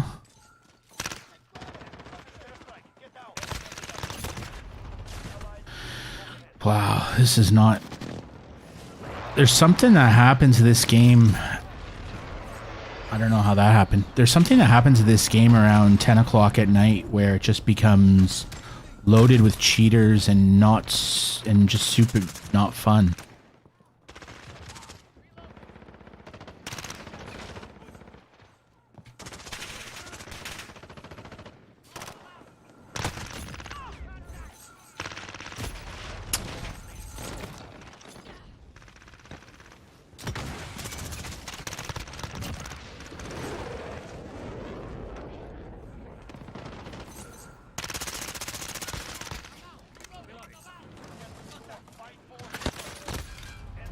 What? Come on, get out of the way.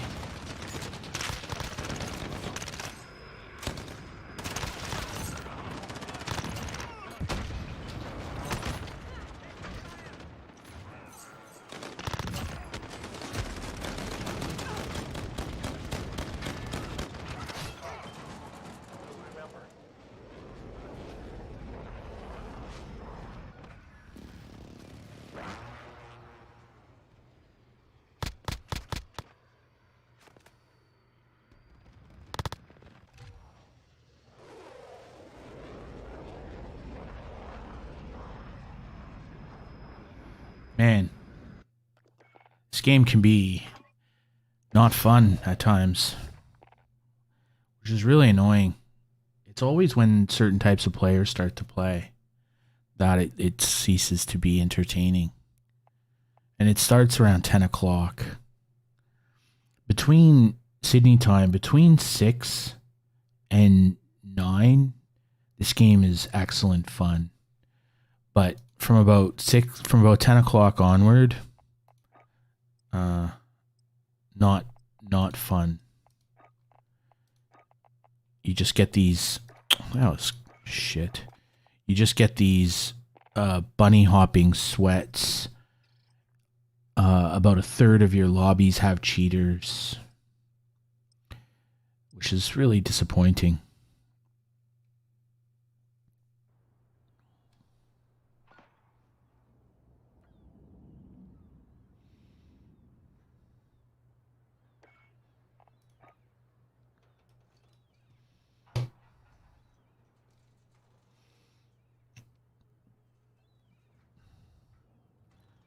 That one guy in that previous game who got 99 kills, that dude was just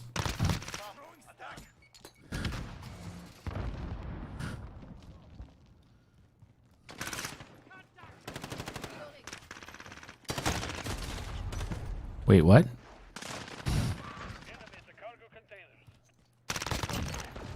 Okay.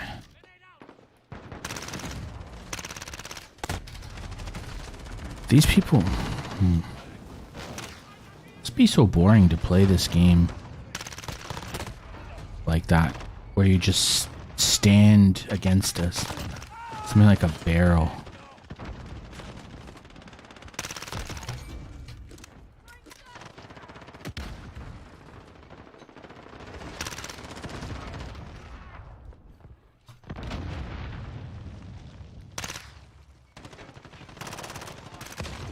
Are you hiding in your own smoke?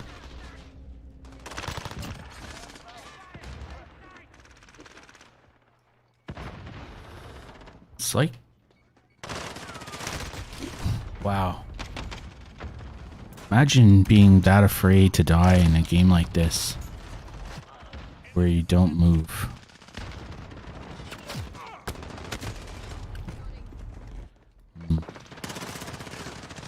Is that guy on our team? Wow. How am I not able to hit that person? Holy shit. My aim has just gone to pot, man. Fuck you.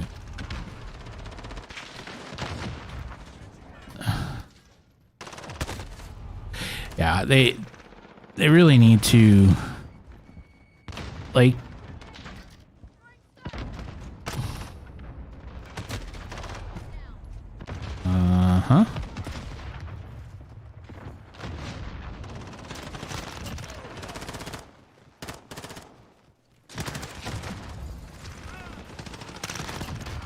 get out of it, Rocket Boy.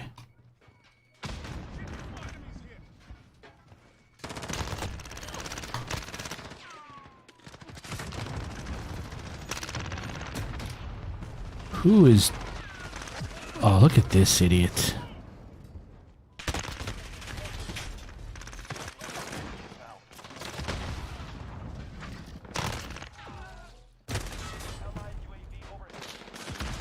Come on, you're blocking me.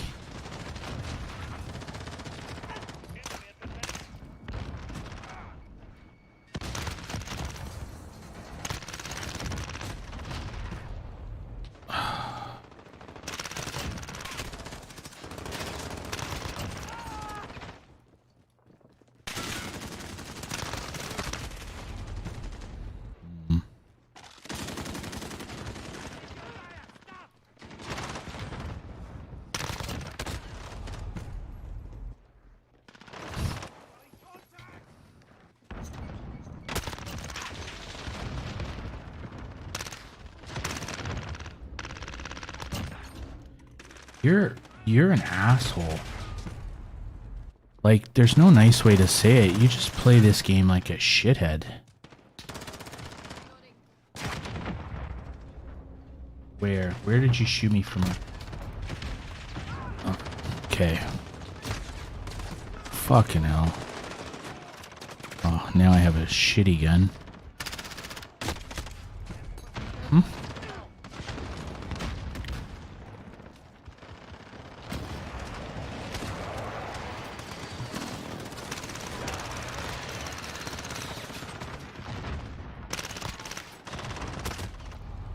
That guy, they're just hiding in corners.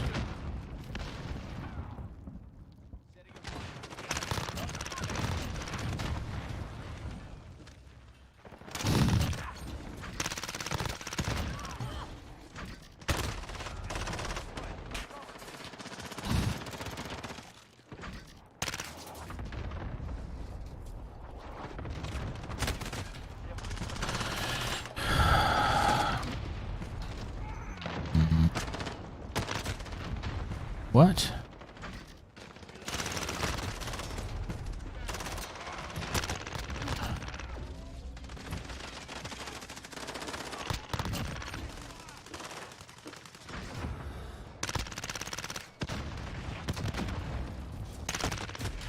You're a horrible player, mate. You are just terrible.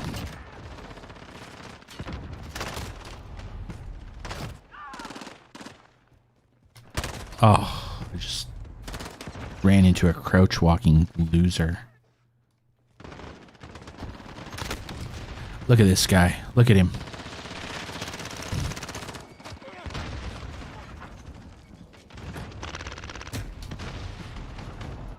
Look at him.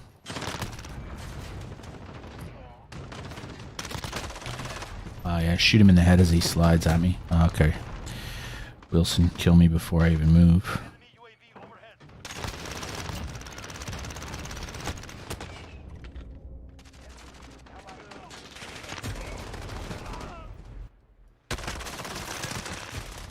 Mate, you just spawned me in front of the whole...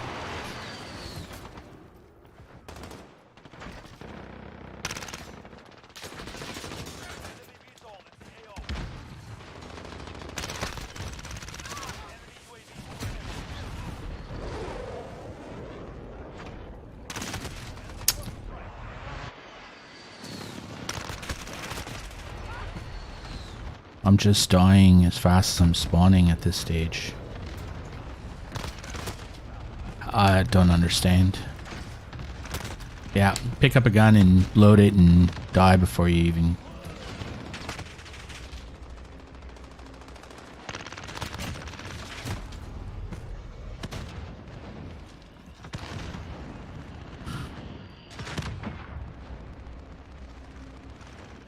Okay, so that guy is going to be in that corner. Where did I die from? Look at them all. Look at how they're playing.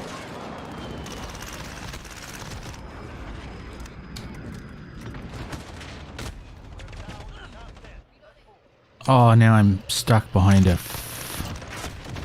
Look at this guy.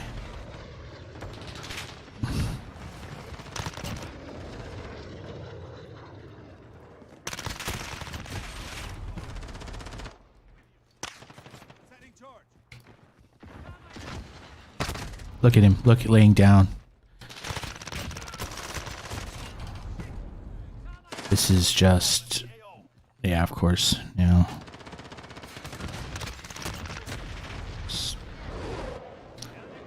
Look at this. This is just ridiculous.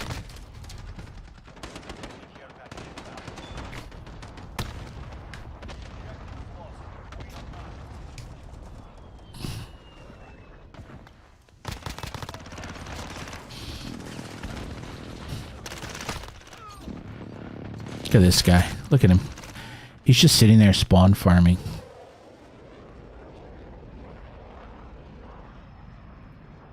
That's just ridiculous.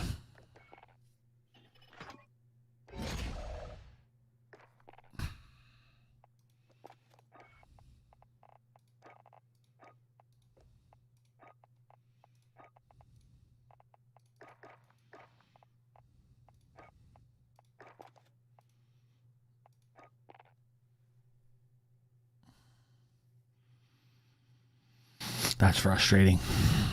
that one guy is just sitting there with a rocket shooting everybody who moves. So he basically has a whole corner of the map. And you basically are stuck because you can't move while he just sits there in a corner and rockets. So you now are sort of limited to 3 sides of the map. And then you had another guy, like that guy on the play, who was just sitting there in the container as we were spawning, just shooting us as we spawned.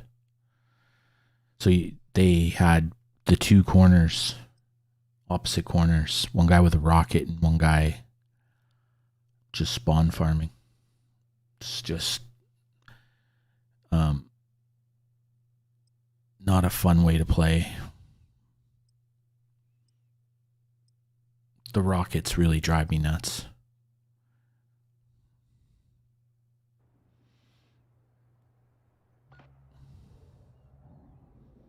I think it should be that if you, because the ones that I hate, I mean, I don't like the rockets to start with, but it's the guys who blow themselves up, so they shoot their own feet.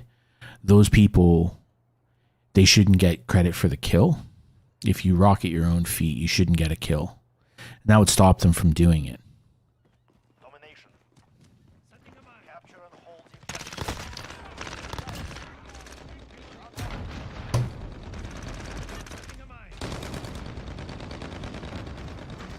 Got Alpha.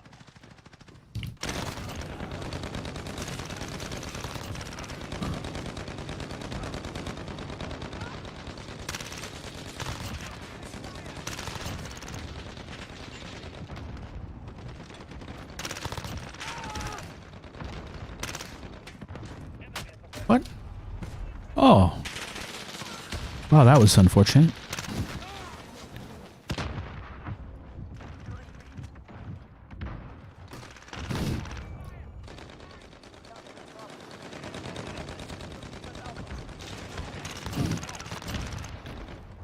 Assist your team at Alpha. Securing Charlie. Your team at B.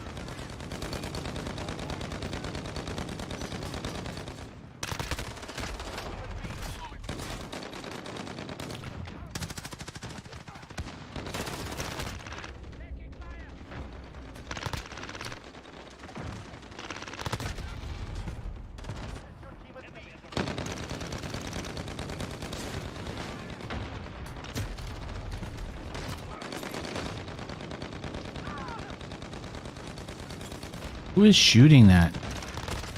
Is that one of what is? Oh, good.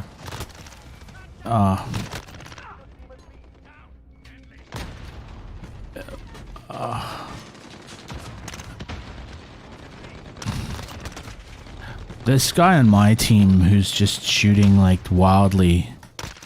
What an asshole.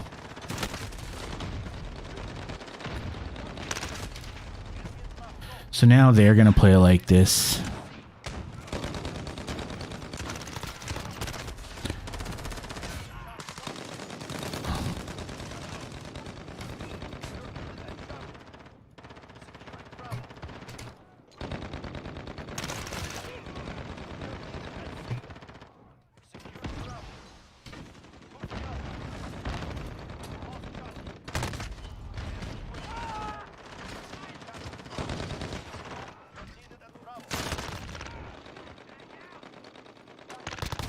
Look at them. So that guy, Quantum Lord, is going to now start putting landmines around because you're an idiot. Oh. Enemy closest right. Take cover. How did that guy jump out of the way of my bullets? That's a pretty neat trick.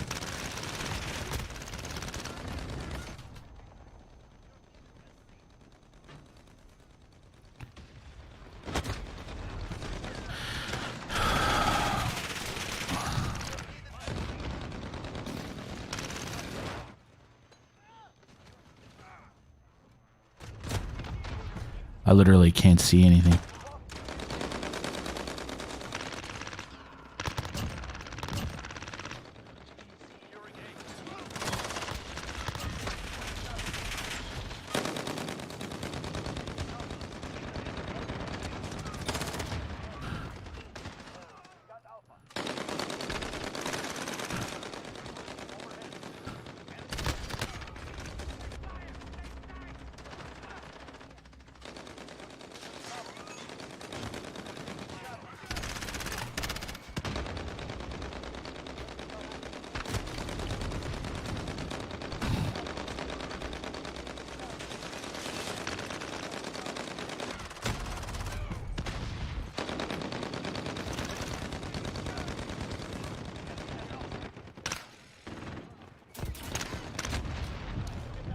Now there's two of them dropping.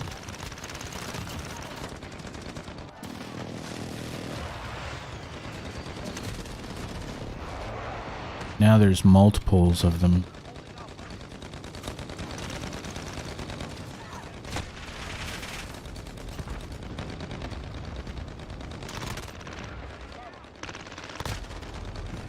That guy, the bullets just went.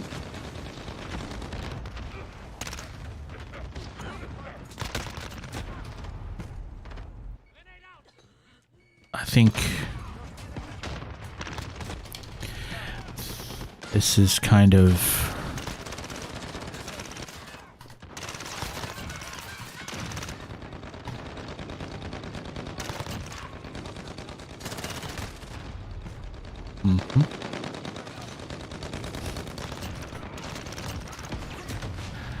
this guy in the landmines, like, seriously, bro. I can't complain about the landmine guy while my teammate is dead set playing like a shitter.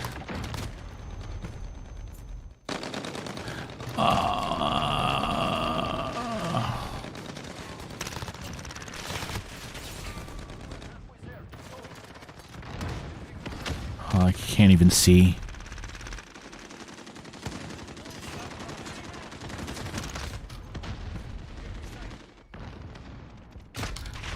Fucking hell.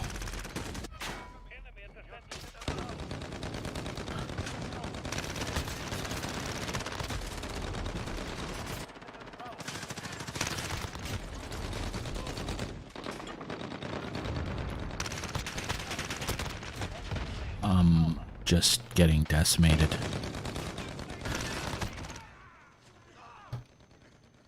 This might be one of the worst games I've ever had. Not me personally. It just this. There's this guy on my team with that LMG who's just shooting down the middle. It's just awful. This guy here. I'm gonna block him. He's on my team. I'm never playing this again. This guy is just, he is the worst. This is,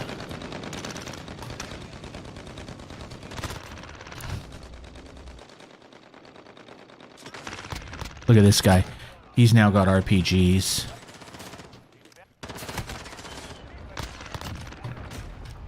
Yeah.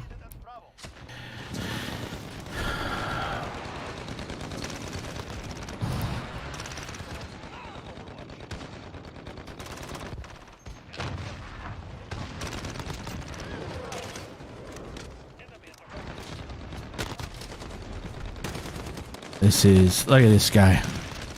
There are people just running past him. Oh, now I have a fucking riot shield. Oh, legit, man.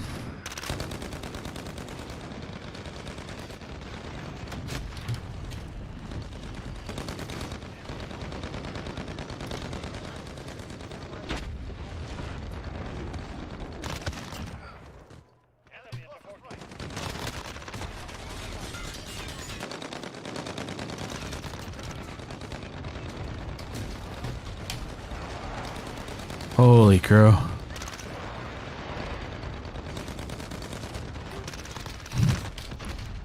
Oh my goodness. This guy with this what are you doing? Oh.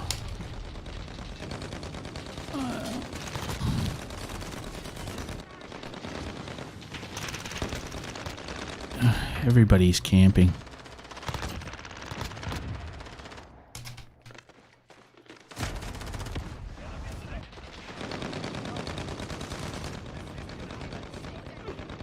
Oh.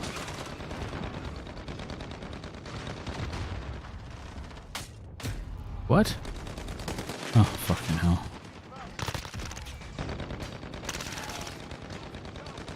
Oh. Holy shit. Oh.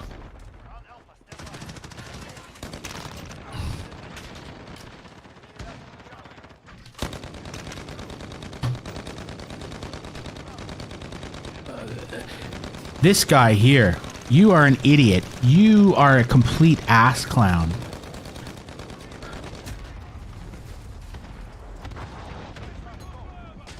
Ugh.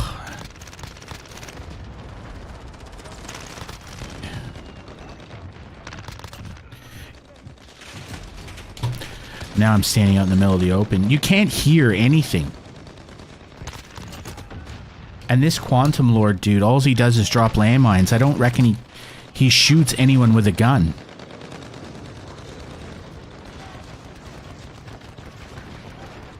Oh man. Legit. That was just the worst. Look at these people. Look at them. Look at them. Like, you can't hear anything because this clown, Pyramid God Horus, had that LMG and was just standing there the whole game. The whole, like, I gotta block that guy. I can never play in a match with him again. That is awful, man. Oh my god. Where is that guy? You get lost. I mean, it's rare. Like, there's so many. Yeah, guaranteed you are dead. Yes, is a cheater. Man, oh man. It's that time, man. Between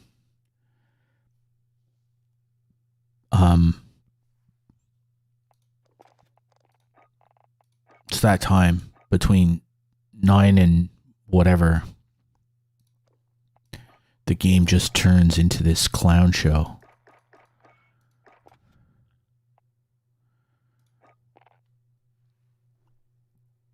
Like, that guy was just sitting there holding a spot, shooting straight down the lane at nobody, wanting people to run into his bullets the whole time. And you can't, so you can't hear anything.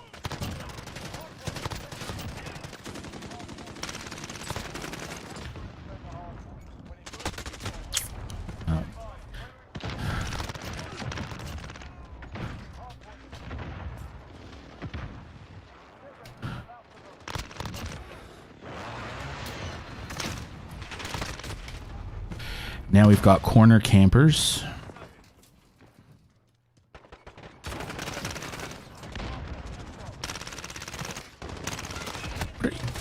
Oh, that guy was just laying in his spawn. Okay. So all that guy does is lay in his spawn, die repeatedly, get new tacticals.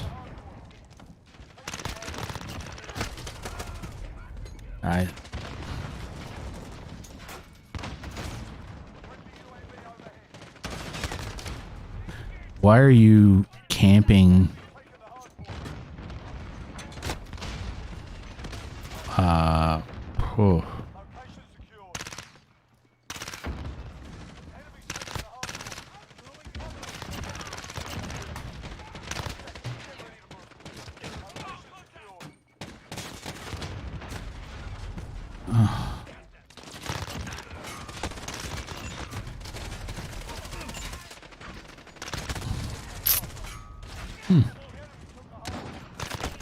Get off the ground, bro. What are you doing?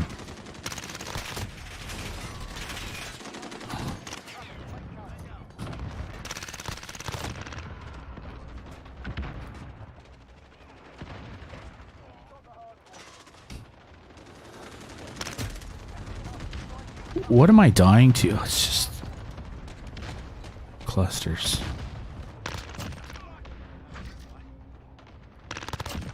That guy is just fucking hell.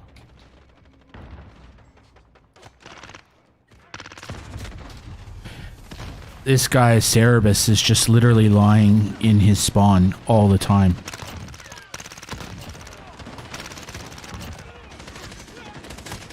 I'm running out of bullets.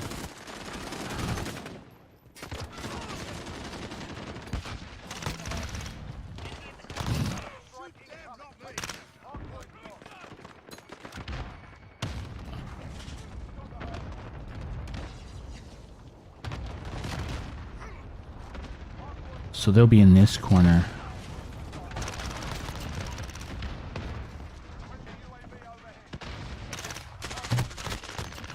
That guy just lays down. I mean, it's easy to kill him, but... Holy crow.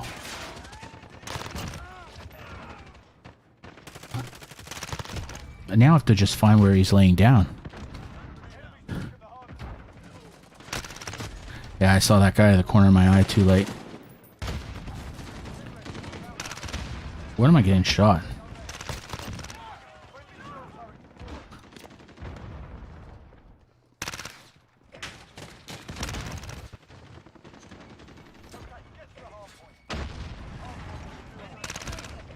So I think, look at him laying down. I thought they all just left. Okay. Look at that. That's what this game becomes. Oh, far out. No thanks. Oh my goodness.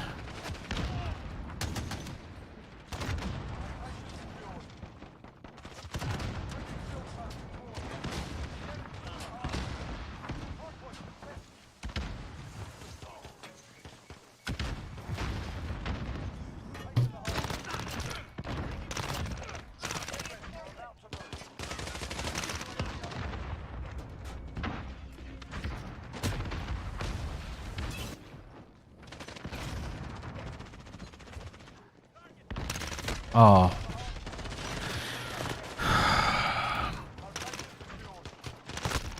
Get up.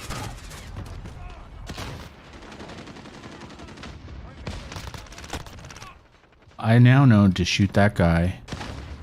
I just have to aim at his feet. Look at this guy. Oh.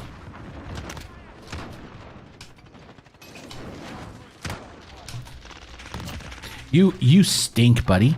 Like, you are awful. Oh my goodness. I couldn't even reload my gun. I was jumping so... Get out.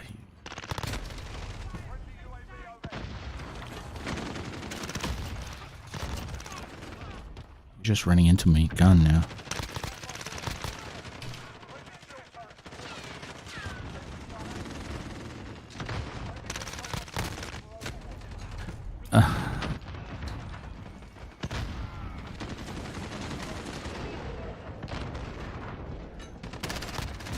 Look at them all.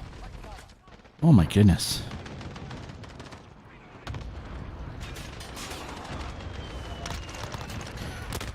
That guy Cerebus is really bad. Like, he's a really bad player.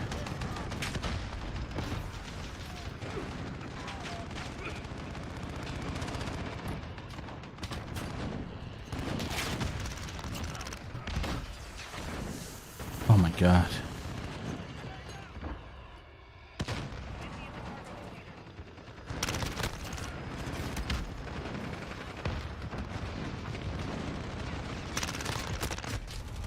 There, I think that guy Cerebus must... Did he leave, maybe? Because... Oh, they're all in there.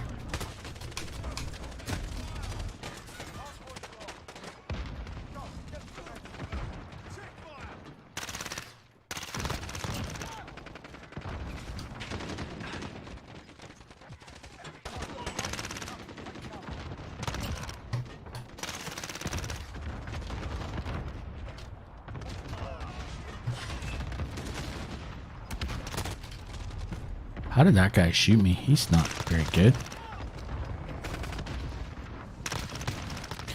It's hard to believe we lost that. I can't imagine how. That guy Cerebus was terrible.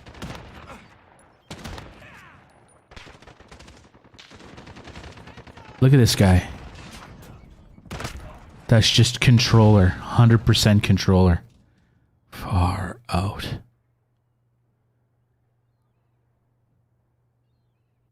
That was staggering to me. I hope I get them in my next lobby. Like, at that rate, if we ended up in like an extended game mode with that lobby. That would be good.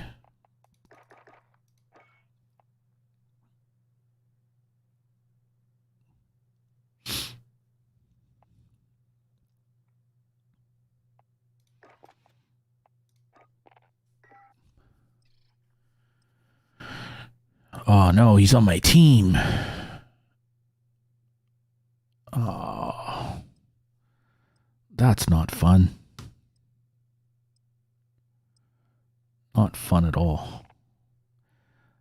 Okay, this might just be my last game.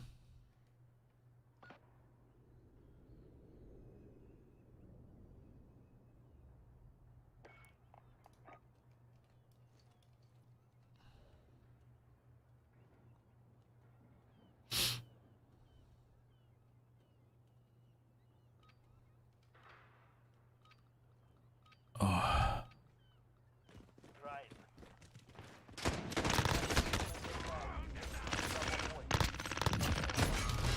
Okay, so McPoodle is a corner camper.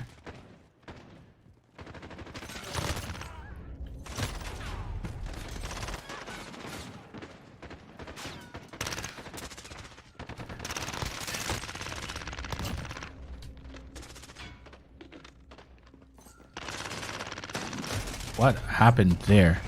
How did I not kill that guy? Man, I'm... Oh, McPoodle.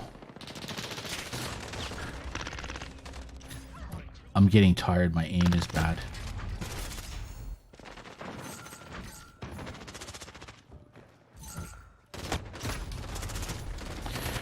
Okay.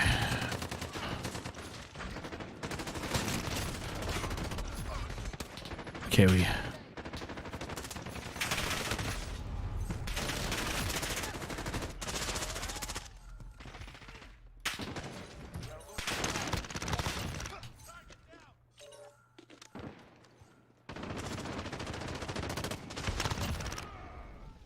Just be methodical.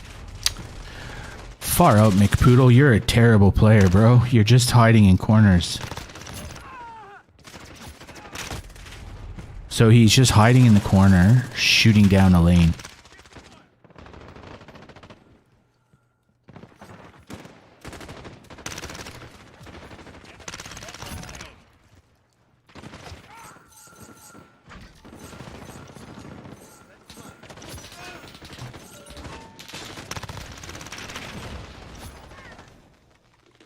So I know where they are. Okay, so McPoodle is hiding at the opposite corner of his teammates. Wow, these guys are just holding corners.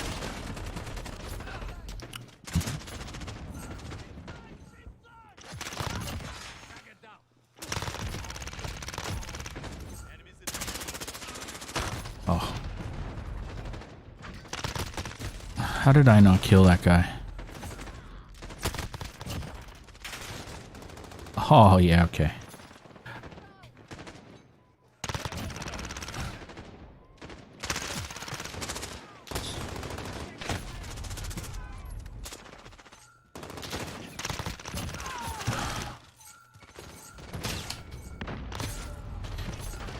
Uh-huh.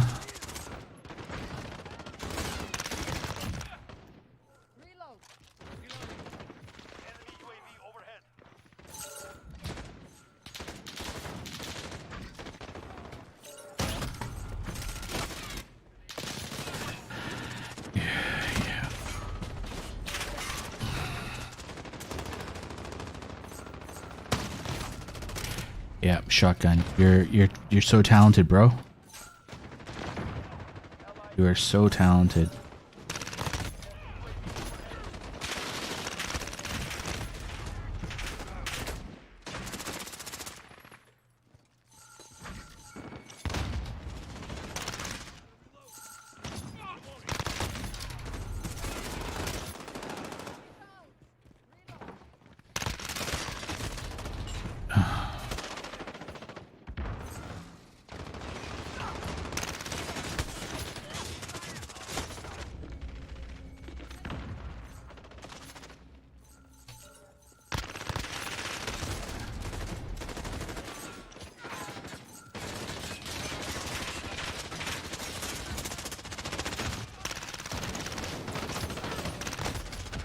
How do they play through stuns?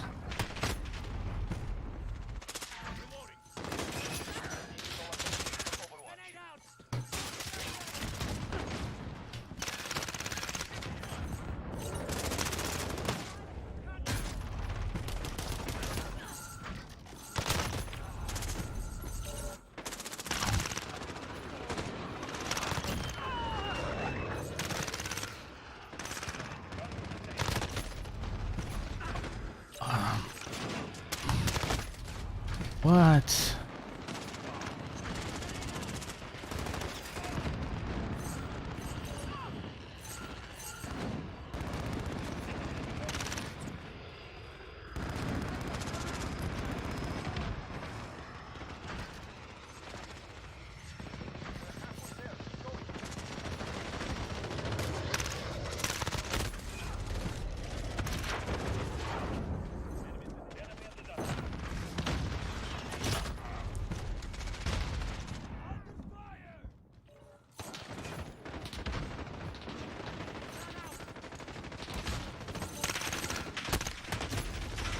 What is going on?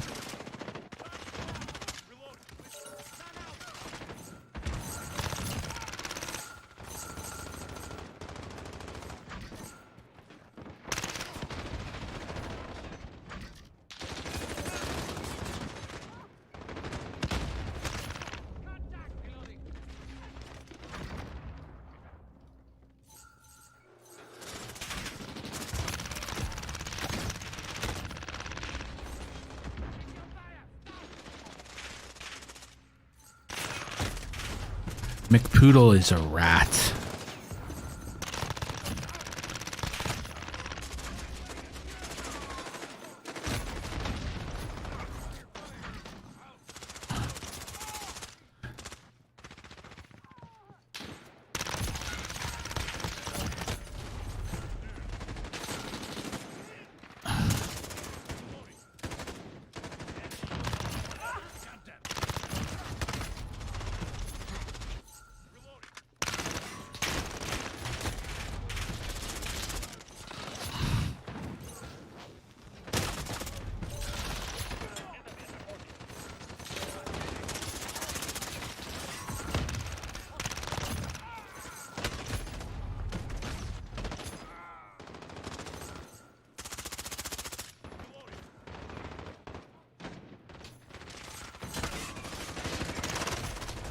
Look at them all. They're just hiding together.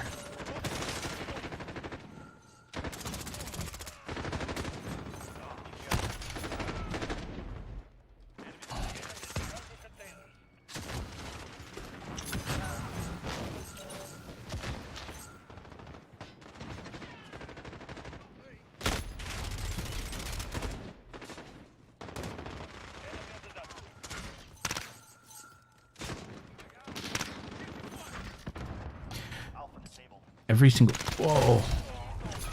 That guy Jag, he's like not terrible, but I wish... Oh. I wish they wouldn't play with shotguns. Like...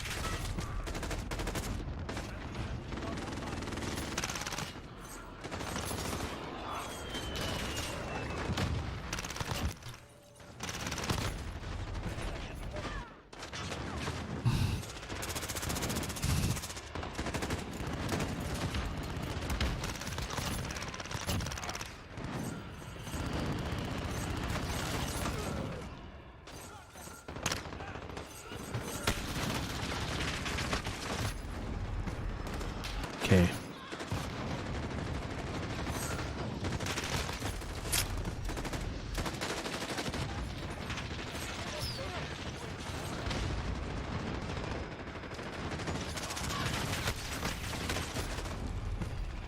What?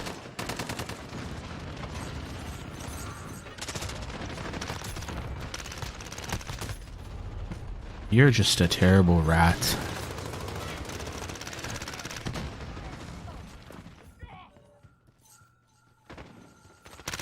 Okay, so they've gone to that corner.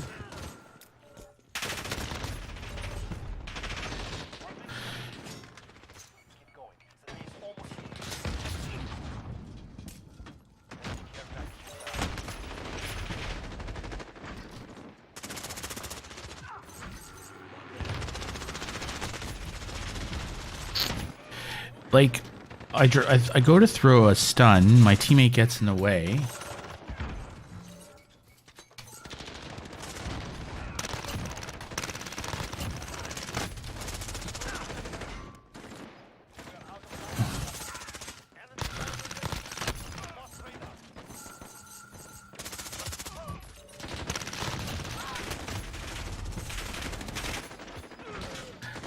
Pretty interesting to see who's the bigger rat. Is it Chick Chick Boom or McPoodle? Because they're both pretty. Look at you. Look at that guy. Oh my goodness.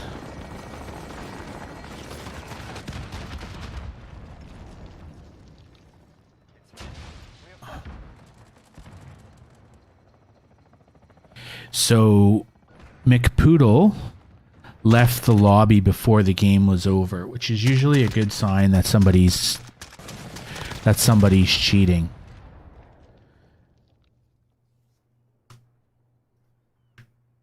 Normally people don't leave the lobby before the game is over, so when they're cheating they normally do so that they don't get banned. So we'll report him just because. Recent lobby. There he is. We'll report him. Because that's the hallmark of a cheater. They wait till the game just about ends, and then they leave.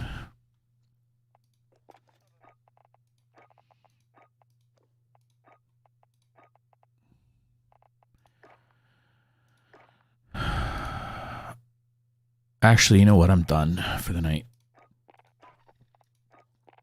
Yeah.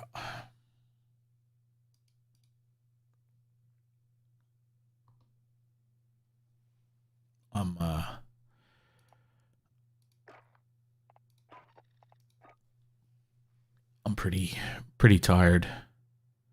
Yeah, it's kind of one of those things, right?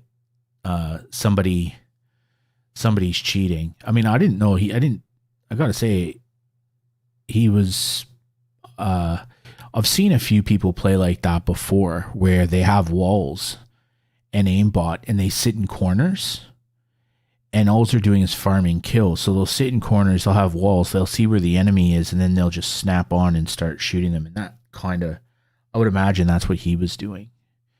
And if you would have looked at his kill count, I bet it would have been pretty high. You see it occasionally. I've seen it in I've seen it in Modern Warfare more than once. You see it a lot in Shipment, but I've seen it occasionally in Shoot House too. So again, they'll sit in a corner and they'll have walls on, and so they can see where the enemies are. And when they have aimbot, all they have to do is just kind of point their controller or their mouse or whatever they're using at the spot, and their Cronus or whatever takes over. It was definitely interesting. I was showing Jason earlier tonight that you can effectively go buy a Cronus Max at JB Hi-Fi. They're $200. You can, like, if you lived in I think it's Dubbo or somewhere, New South Wales, you could just drive there tomorrow and get one. They have them in stock. But even on click and collect and order and mail order, you can order one and it'll be with you in a week. So they're selling them at major retailers. And then you go into the reviews and people are talking about how, you know, you won't get banned because it's undetectable. And it's just like, people are cheating. You know, I think what I'll do is I'll write a post. Maybe I'll write JB Hi-Fi and say, hey, you sell the Cronus Max, which is basically used by people to cheat in video games. So I'm not going to buy anything at your store anymore. And I spend a lot of money every year in JB Hi-Fi. So I'm not going to buy from you anymore until you stop selling products that help people cheat in video games.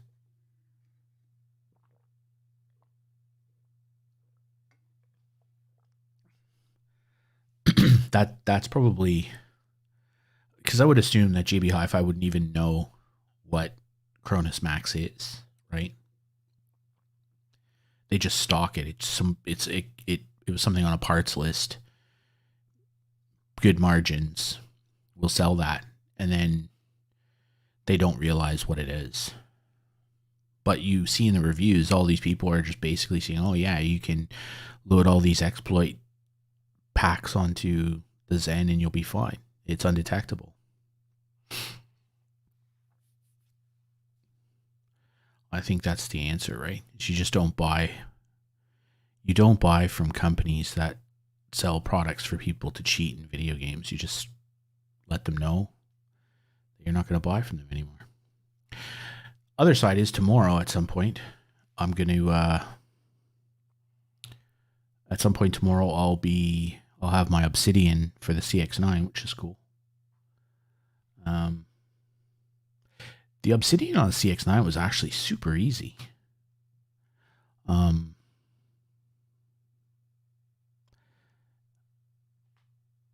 Yeah, the reviews actually say that. On the JB Hi-Fi site, you go into their reviews and you look at them, and there are people on there saying the undetectable hacks. Where is it? JB Hi-Fi. JB Hi-Fi. Cronus Max. Here.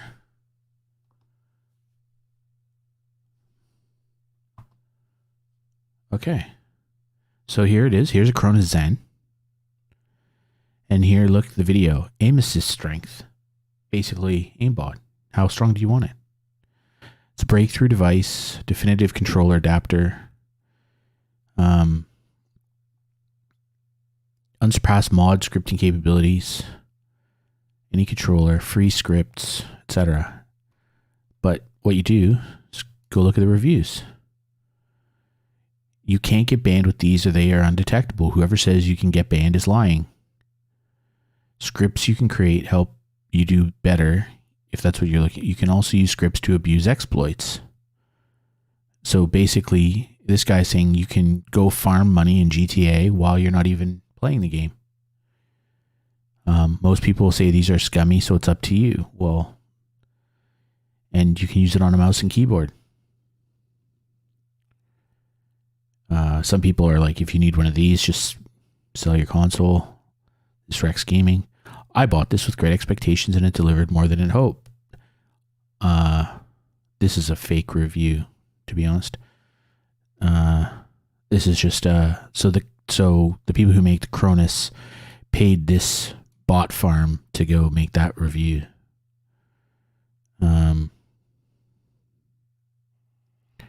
This device is amazing. Allow you to use any controller on any console with any headset. You install scripts to enhance your gaming experience. Yeah, right.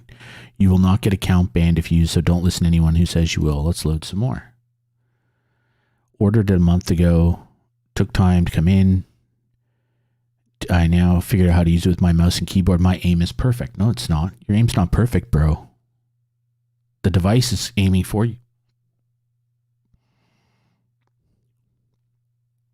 I play PUBG on Xbox, and I can shoot people out of cars because you're shit and you're cheating. The sniper fights are so simple.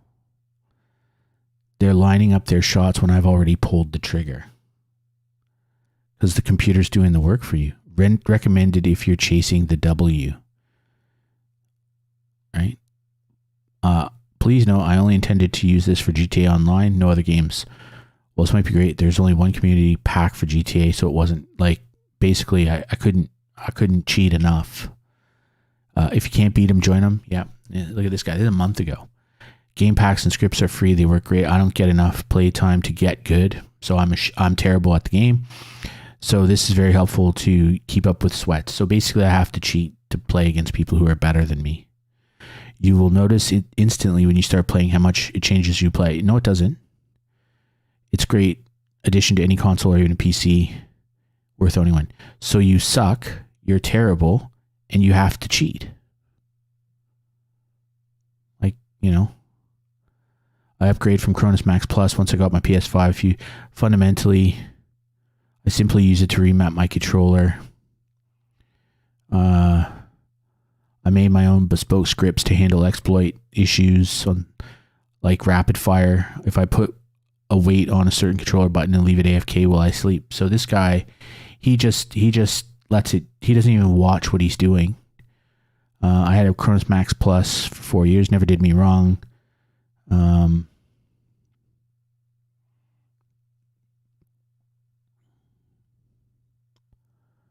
Aim assists, you know. It's not aimbot, just an assist device. Whatever, bro. It could be considered cheating. No, it is cheating. So I used it for Halo 2. Difficult to use. So this person, uneducated buyer, this person is too stupid to cheat. The cheating is too hard for this numpty. Got specifically for Battlefield 5, not as good as you would think, but it has perks. Recoil adjustment, so anti-recoil. They don't have as much advantage as you would think. They shouldn't have any advantage, you shithead. I bought this. Now I can own in Call of Duty Modern Warfare. I have 0 recoil, no ban. So basically, that game just then, this dude was playing against me because he doesn't have recoil. When using Call of Duty, the recoil is nullified. Aim assist is weak. Shouldn't have any aim assist, bro. I bought it amazing, so many mods. It does exactly what they claim, but, you know, not hacking. No, of course not. Not even close, but it does give you a better handle on recoil, which for console is a lot harder than PC. They give you aim assist. Make every gun a laser, pew pew, but it's not hacking. Look at these people. I bought this because in 2K you need a Zen to make every shot, and now I can. So now I cheat in this game too. Let's see, is this an actual person? Let's go to Twitter.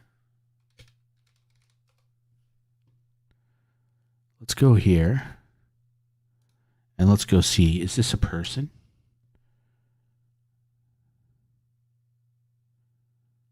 What does this person complain? I lost 520K when I logged in. Well, you're cheating. That's why, James. Look at James. Look at James.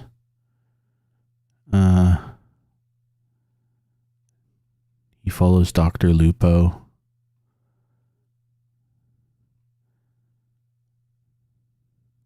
Sidemen. Of course. Look, all he does is retweet shit for free stuff. He basically goes, look at this.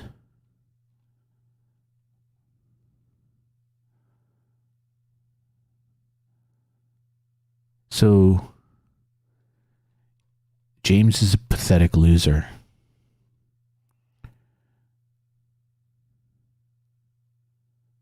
What a sad human being.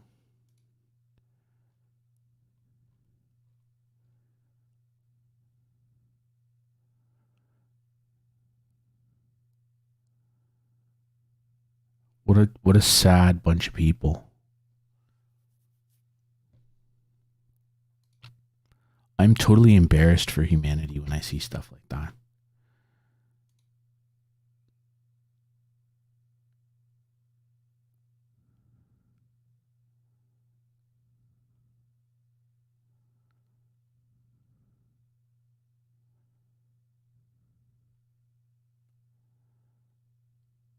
That's just tragic.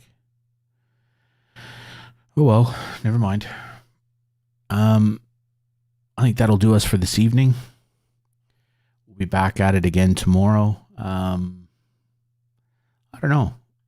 I guess I'll see what I do with this. If I haven't finished Obsidian because I haven't got around to it yet tomorrow, then I might come back and do Obsidian on stream. And then run around and kill some people with the Obsidian version of that gun for a while. But yeah, otherwise we'll probably play something else, but I'm not sure. I'm still working on it. But anyway, if you turned up, thanks to everybody who did. cheers, Tony, for pointing out that my frames were dropping, and Jason's not watching, he's gone to bed, but Jace for helping me find performance mode and sorting that out. They're just tragic people, right? They're just, imagine just cheating. Like, I don't know.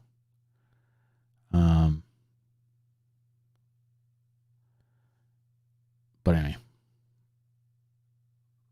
what can you do? Who cares? They're just sad.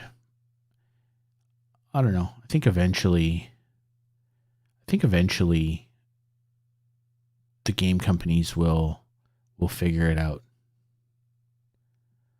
And like, you know, the anti-cheat for Warzone and Vanguard will kill off the PC cheaters. And then it'll drive them to cheat with controller instead, which isn't quite as bad. They just, you know, but I would imagine eventually Sony and Microsoft will,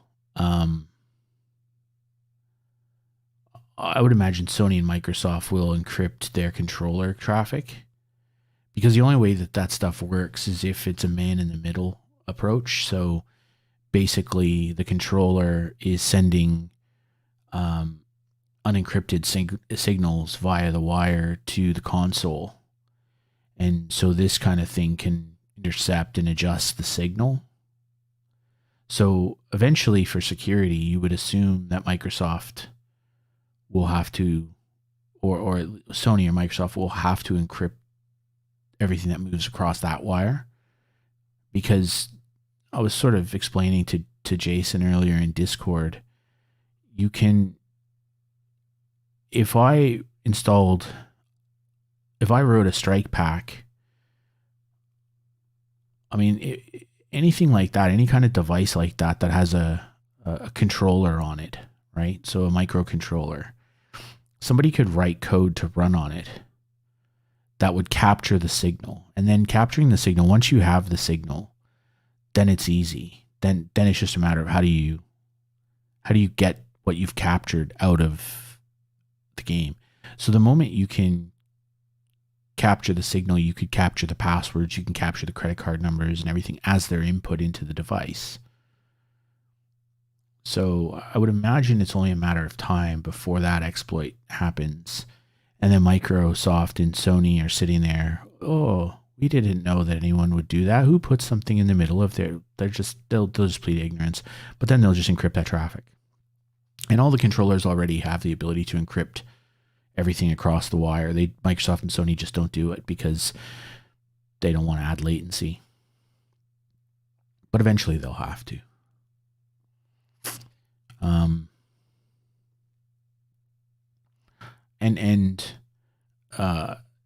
I would imagine eventually too, the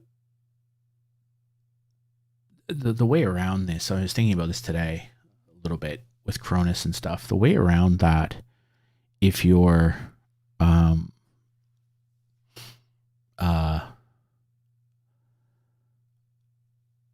Activision or Raven, I guess, or Sledgehammer or Infinity Ward or any of those companies, the way around that is to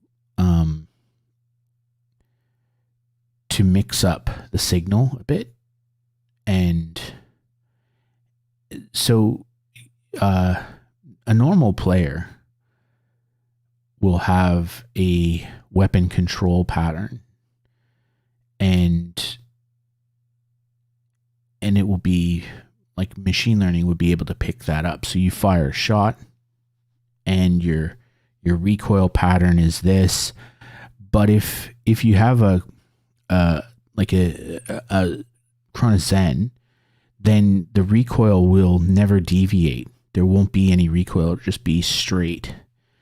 And that's not human. And so it's detectable. So it would be pretty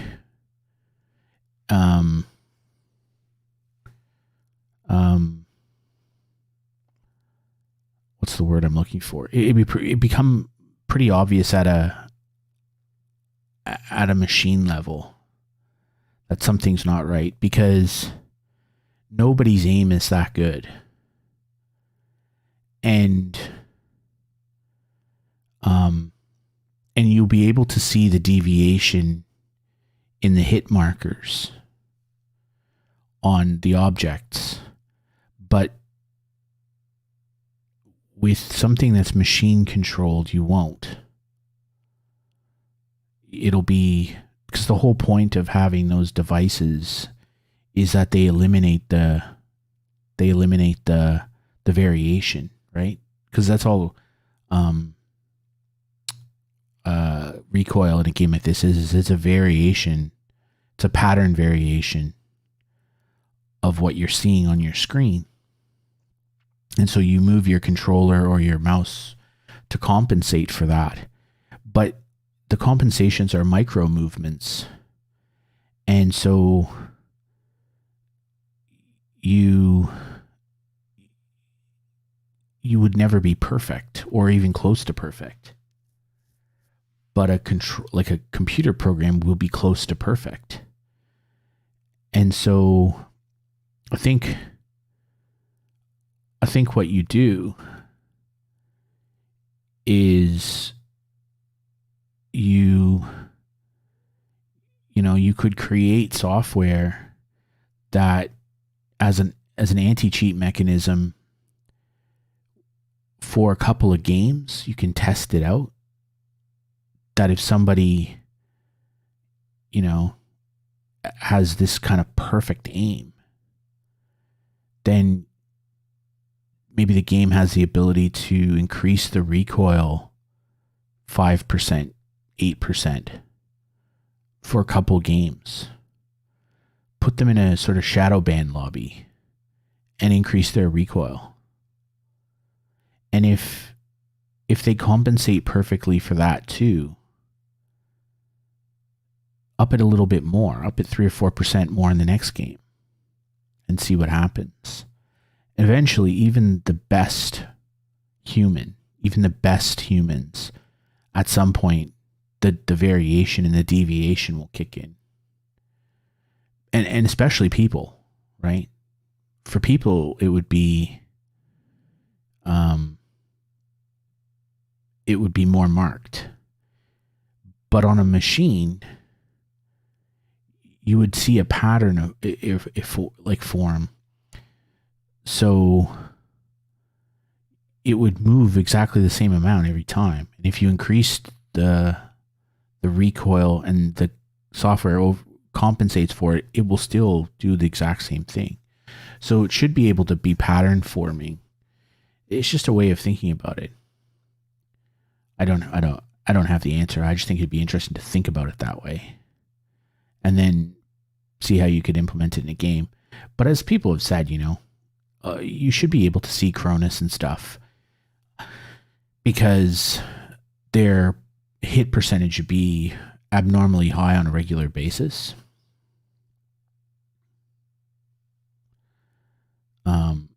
And in at certain masses and stuff.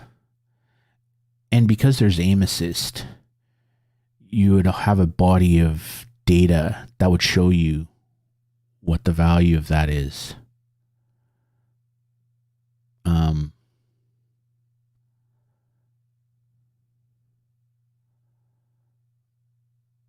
So I don't know. It's definitely something I'd like to see them play with, is solve the PC cheating problem first, right? Because that's just gross. That's disgusting. So solve that. Figure that one out. Make it so hard.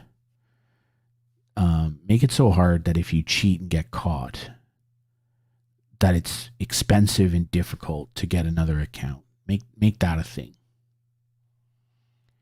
And then turn your attention to the console cheaters. But fix the PC one first.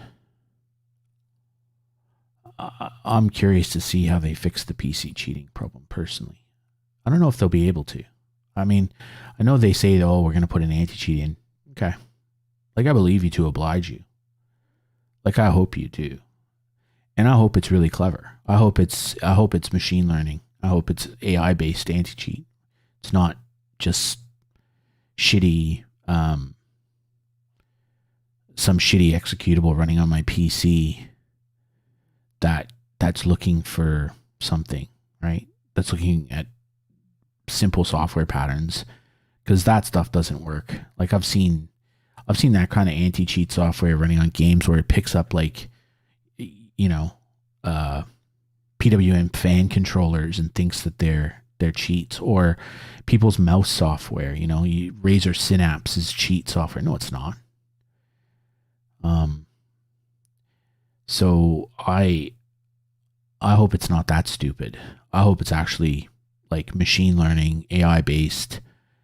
It's looking at game data, it's looking at behavioral patterns, and it's doing pattern matching over a number of games. And it's looking for people who behave in a way that's not human. And then it tests them.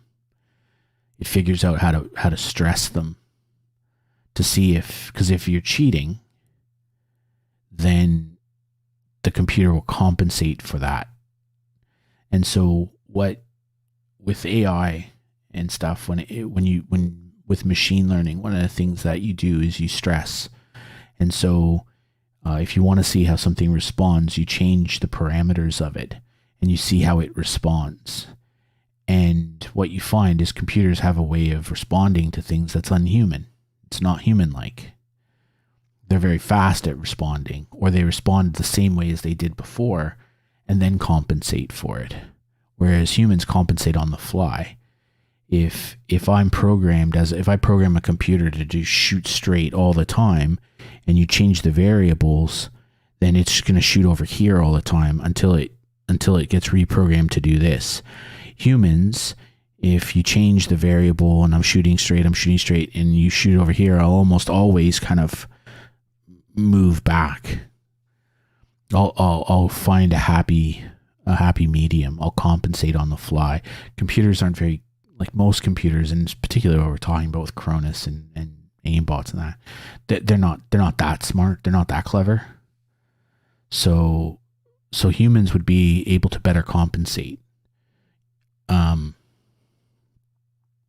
So this all should be like, that's the kind of AI level, ML driven anti-cheat that I'd like to see, because it completely changes the game, right? It means that the hackers, the people who write the hack software, have to now make their software behave human-like, well, which defeats the purpose, right? Like, the whole point of creating a wall hack is so that people don't behave like people. They've seen through walls. That would be pretty hard to pick up, right?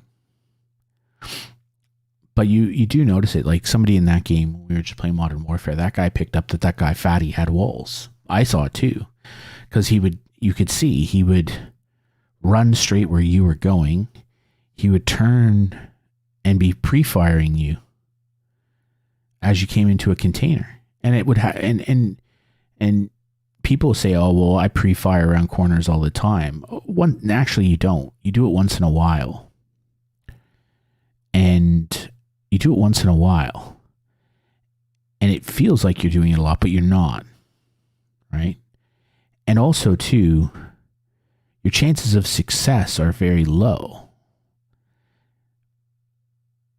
Because you're not pre-firing the other person's corner, you're pre-firing where they're coming from as you move around an object. It's quite very rarely, if you watch people who pre-fire, very rarely are they successful with it, right? Because imagine if you slide, right? You slide around a corner. There's no way, or you jump. There's no way that they can pre-fire that, but that guy was doing that. That guy was pre-firing, and I started to slide into doors and stuff to try and get around it, and he would hit me every time. And other people in the game saw it. So you can notice that stuff. And if a person can see it, a computer can see it. especially with a big enough data sample. It becomes actually people who do sort of machine learning. One of the things you realize is that with a big enough sample, the patterns of behavior that you're looking for become more obvious. It's kind of it's a weird idiosyncrasy of machine learning. I did some work for a bank who used AI to detect fraud patterns. And I was sitting down with some of the developers one day because I was just curious, and they were showing me kind of how it works, because we had to build infrastructure that allowed it to scale. So there are times in the year, like around Christmas, for example, where fraud detection really needs to scale up because there's so many more transactions, but there's so many more people cheating, basically. There's more people breaking the law around Christmas because, and this is just a side topic, but one of the things that happens is that people who break the rules and are lawbreakers and are committing fraud, the really clever ones try and do it at high transaction times, and they try and do low volume amounts so that they can slip it in. You might not see a $35 charge to your credit card if you've done $4,500 of charges over the course of a month. You might not notice $35.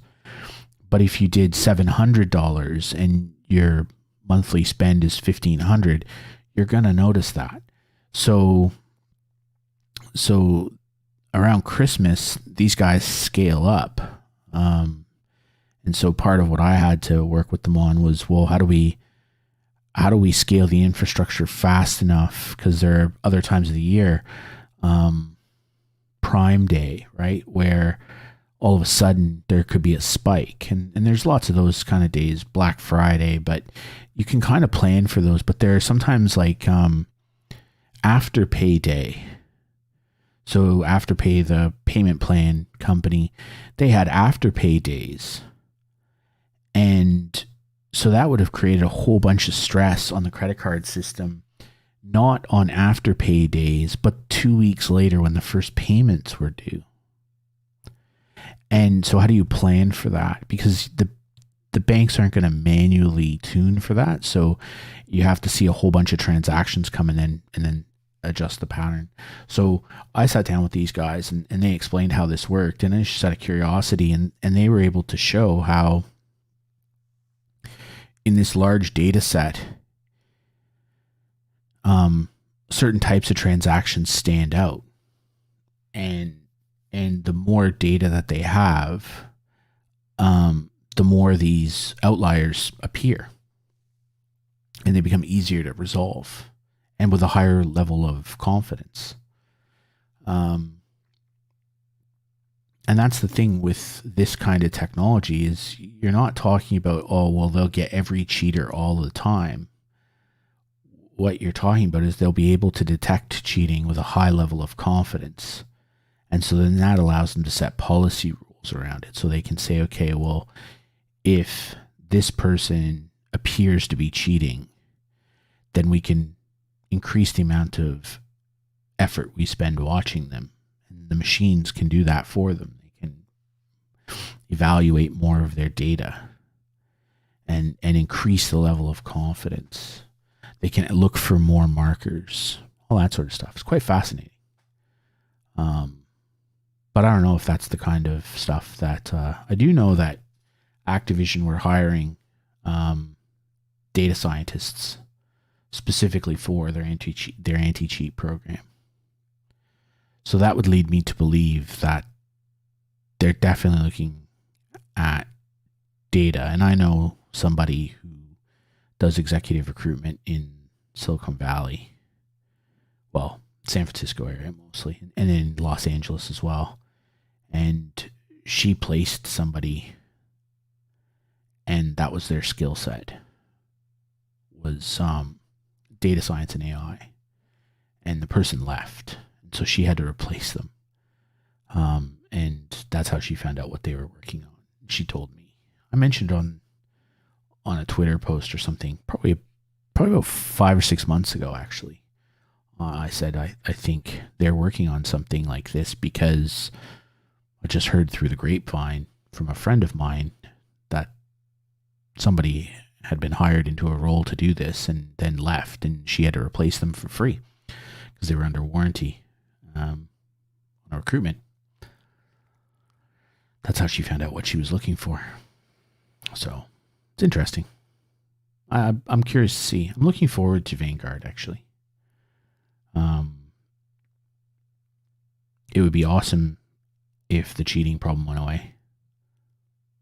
That'd be cool. I'd really like it if the controllers stopped aiming for people. Like the sniper stuff is just goofy, right? You see these people using snipers and quick scoping. You can actually see they're aiming over here. They pull the trigger and it snaps and goes up, right? The aim assist, the rotational aim assist is so strong on sniper rifles that they only have to kind of be around the person for it to work. That's actually how the aim assist works, right? Is it pauses, and so they only have to be around, and it pauses and goes by and sticks on the person. So I generally don't care about aim assist, if we're being brutally honest. I don't care. I think if you play with your thumbs, and I have, all of my digits and, a mouse, then I'm good, bro. I'm good.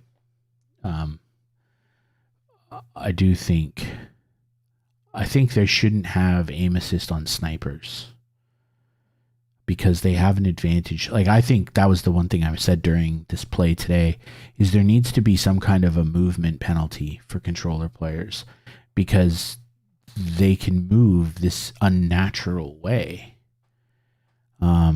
It's like my other complaint with this game with drop shots. Like, if you're ADSing and you drop and you hit the ground, your ADS should break.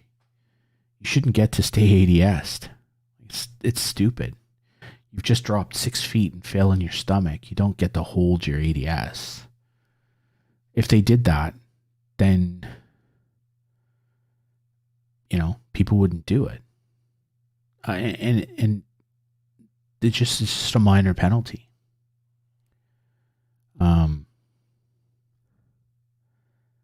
And, there's lots of those things where movement, like if you're moving laterally with ADS, that's fine. If even you're crouching with ADS, that's fine. But the moment you drop to your stomach or the moment you jump, you should lose ADS. You shouldn't be able to jump in ADS. Or hold ADS and jump. That's probably a better way. Like, if you jump and you ADS while you're jumping, okay, but you shouldn't be ADS to hit the jump button, maintain your ADS and just jump up. Like, that's stupid. That's like keyboard players can do that too, but you just shouldn't be able to. just stop that. Just you jump while you're ADS, you break your ADS. You have to do it again. You have to push a button again. It's okay. You have to re-aim. Because the problem with it is that while you maintain your ADS while you jump or when you crouch, you don't actually have to re-aim, which is what should happen. You should have to re-aim. But you can't say this stuff to the COD community because they're so... Most of them are pretty low IQ, actually. They're just toxic, low IQ people. Like, I'm reading some of my mentions at the moment in Twitter, and like they're just Muppets for the most part. Like, I'm looking at one right now, and nothing this person says, nothing this person says is positive. It's all just toxic.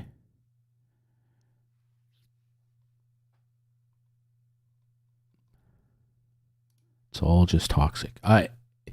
I mean, the other one that Jason and I were talking about the other day was FOV for consoles. I'd just give it to them. Who cares? They get 14 frames. Who cares? Buy a better console. Just give them a FOV slider. I don't care. If you want 120 FOV and your shitty 7-year-old console technology can't run it, it's on you. It's not the game. The game's doing exactly what the game does. It's just your terrible device isn't good enough. It's not Activision's fault. Get a better console. Right? Buy a computer. You get all the FOV you want. You just don't have a good enough piece of technology to run that. I'd give it to them. I mean, I understand why Activision and Infinity Ward and Raven and all that don't. Because the complaints would be off the charts. Right? Because they would. They'd get the FOV slider. They'd ratchet the FOV up to 80, or from 80 to 120. And their frames would drop from barely 60 FPS on a PS4. They'd be down into the 20s, the 30. And then they'd complain about that. Oh, this game's not optimized for my console. Like a whining bunch of babies. That would be the problem. So I understand why they don't, but I should. Like, give the punter what they want. And if it doesn't work, just say, buy a better console. Go get a PS5. Although who knows if that'll even work. Like, who knows? Like, the PS5 and the Xbox Series X, they're not massive pieces of technology. Like, I wrote about this on Twitter. They're the equivalent of a 3700X and a 2070 Super. Like, if you think you're going to run 4K gaming at 60 FPS on that in 3 years' time, good luck to you, I say. Yeah, Reed doesn't care because Reed's talented, right? Reed's good. He doesn't care. He's just a good player. Imagine that dude with a with like a 3090 and a 5950X. That kid would be disgusting. If he was getting 120 frames or 150 frames, that kid would be disgusting. On 110 FOV, be nuts. He'd probably be the best player at that game, or be close to it. He'd be a top 5 player in the world. Because he's doing it on 80 FOV now.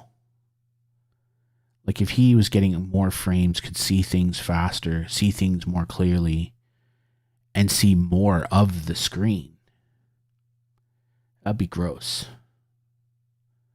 Right? It'd be awful what he would do to people. I hope the PS5 version of Vanguard gives him 120 FOV and holds him at 120 FPS at 1080p. I want to see that.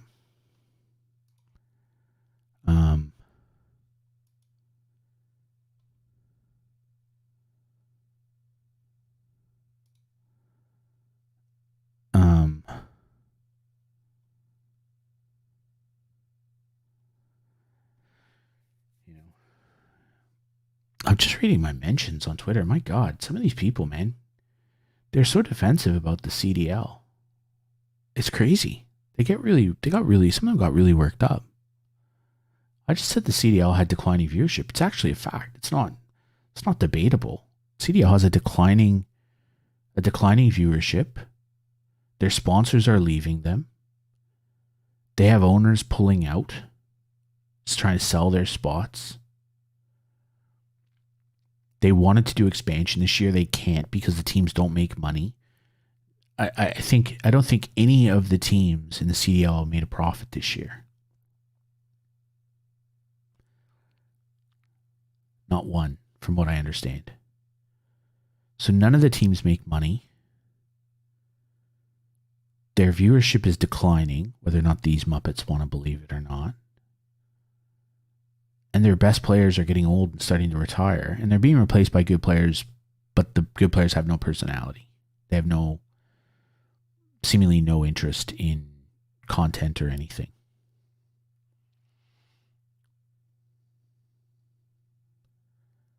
You know, Michael Jordan retired. The NBA, well, go through the years, right? When in basketball, if you go back to the 80s, right, you had Magic and Larry Bird. And when they got old and their play started to drop off, the NBA was gifted with Michael Jordan. It's on a side tangent. Anyone who talks about who's the greatest of all time, sorry, man, Michael Jordan. Like LeBron James is an exceptionally talented guy. He does a lot of things really well. There was nothing like Michael Jordan. Nothing like it. That dude was supernatural during his era.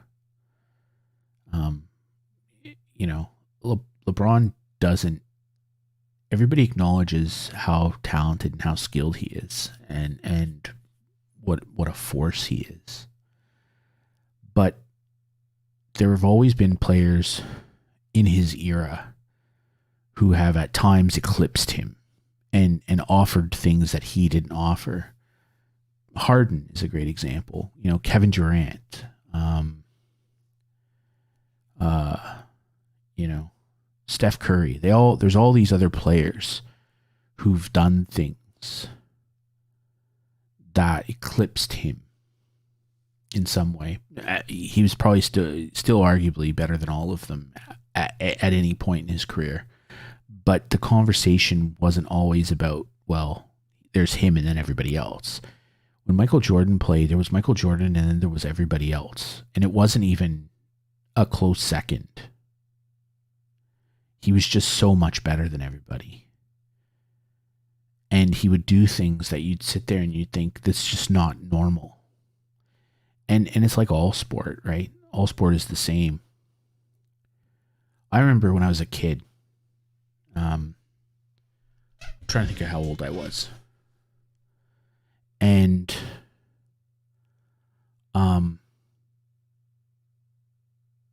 I saw Wayne Gretzky make a pass as he went behind the net.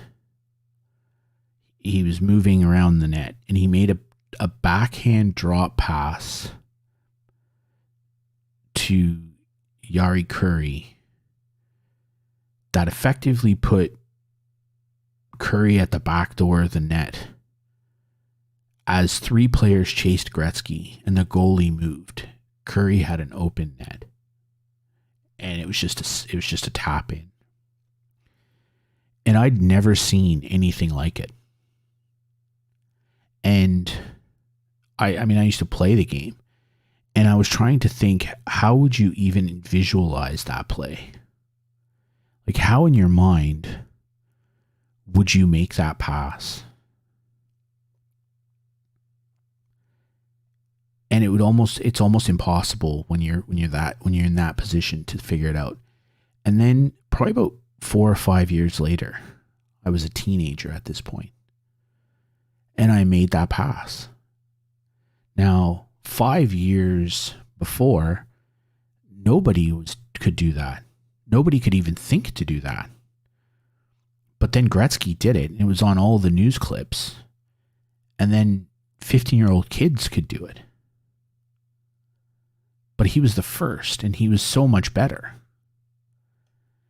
And then I saw Connor McDavid probably about 3 years ago grab the puck, go behind the net, and make a backhand drop pass across the other side of the net to leave Leon Draisaitl backdoor open net. Except the difference was when Gretzky did it, he did it as he entered and made his pass and then carried on without the puck to the other side of the net. And the defenders followed him because he was Gretzky and he just drew people to him.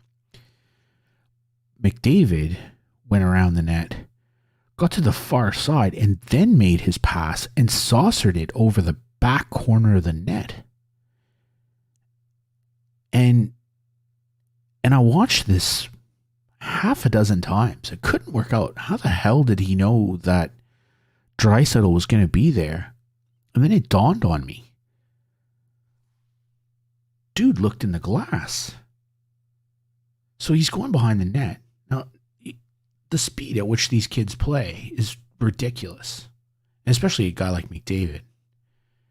But as he's going behind the net, he looks at the glass and sees the reflection and then makes the pass in his mind's eye off a reflection that he saw. That I've never seen anyone else do. I know Mitch Marner, who plays for the Leafs, has said that he's looked in the glass when he's facing the boards and made a pass. I've never seen anyone ever do that at pace before, and I've never seen it since. But somebody will, right? Somebody will. And what it is those guys are so far ahead of those great players are so far ahead of the rest of their generation in what they can do individually that eventually everybody catches up. But at the time, what they're doing is superhuman. And Michael Jordan was that. What Michael Jordan was doing was superhuman. He was doing things that nobody else could do, or nobody else had ever done. And nobody else could even conceptualize someone doing. And even still, I don't think there's anyone I've ever seen play basketball who can dominate a game in so many ways as Jordan could. Jordan learned to be a great defensive player. He could dominate you in the backcourt. He wasn't an exceptional rebounder, but he learned to shoot distance so he could hit threes.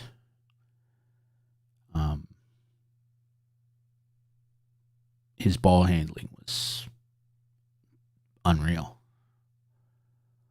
So nobody could do what he did, and nobody has been able to be. So that's why when people talk about, LeBron and stuff, it's like, oh, he's best player of his generation by a mile, consistently. But he's not Jordan. Let's not kid ourselves. Let's not even pretend that one. Jordan was supernatural. There's very, very few athletes that good. In growing up watching hockey, Gretzky was that good. Mario Lemieux was probably better. Individually, what that guy could do, there was nothing like that. He's a machine individually. Gretzky was better at making the people around him better, but Lemieux was just individually still, I think, for his era, the best player probably ever to play individually. But now, Sidney Crosby is probably the most complete player I've ever seen, but I've never seen anything like Connor McDavid. Nothing. And the only comparable I have is Jordan. I've never seen anything like Michael Jordan. I have to say Kawhi Leonard was close. In the year the Raptors won, Kawhi Leonard was close. He was the best player often at both ends of the court. he could do everything in that year. He did it. He did everything that year. But yeah, LeBron never. I mean, it's kind of one of those weird things. You acknowledge somebody's exceptional talent and capability, and you happily acknowledge that there's almost nobody else like him. But throughout his career, there have been players who at times have been better than him. Throughout Jordan's career, there was never anyone better than him. Never. Not even close. And that's not a criticism of the era in which he played either. He's just that much better than everybody else. And Gretzky was like that in hockey. But Mario Lemieux came at a similar time in his career, 5 or 6 years after. And by Lemieux's 5th year in the league, individually, he was better. He was a better individual player. His 199-point season was probably, even though Gretzky got more, Lemieux's 199-point season was the best season of hockey ever played. Not even close. So there's no second. Gretzky's 211-point year, whatever it was, phenomenal.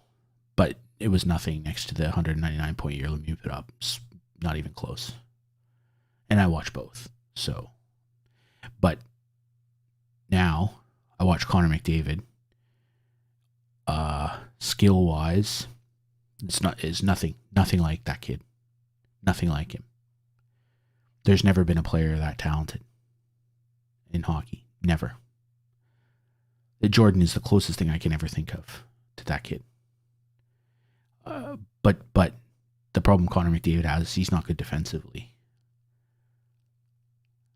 Jordan became an exceptional defensive player. I think he made all defense teams and everything. Jordan became a very, very good defensive player in his later career. Very much, if you're a hockey fan, very much like Steve Yzerman. Yzerman was a world-class offensive player, and to win, he became a great two-way player who gave up some of his offense, except Jordan never gave up his offense. He became an elite defender while still being the best offensive player, easily the best offensive player ever to play. And he became a world-class elite defender. Yeah, there's nothing like Jordan. Nothing. In any sport. I've never seen anything like it. I don't know how we got on this topic, but there you go. Anyway, it's getting late. I should probably go to bed. People watching should probably stop and go to bed. Again, thanks a lot for dropping in. Apologies if you're watching the VOD and you've got to this point. Wow, you're a hero. Thank you very much. Sorry about the stutters at the beginning. Thanks to Jace for helping me sort that out. And we'll be back at it tomorrow night. And see you soon. Stay safe.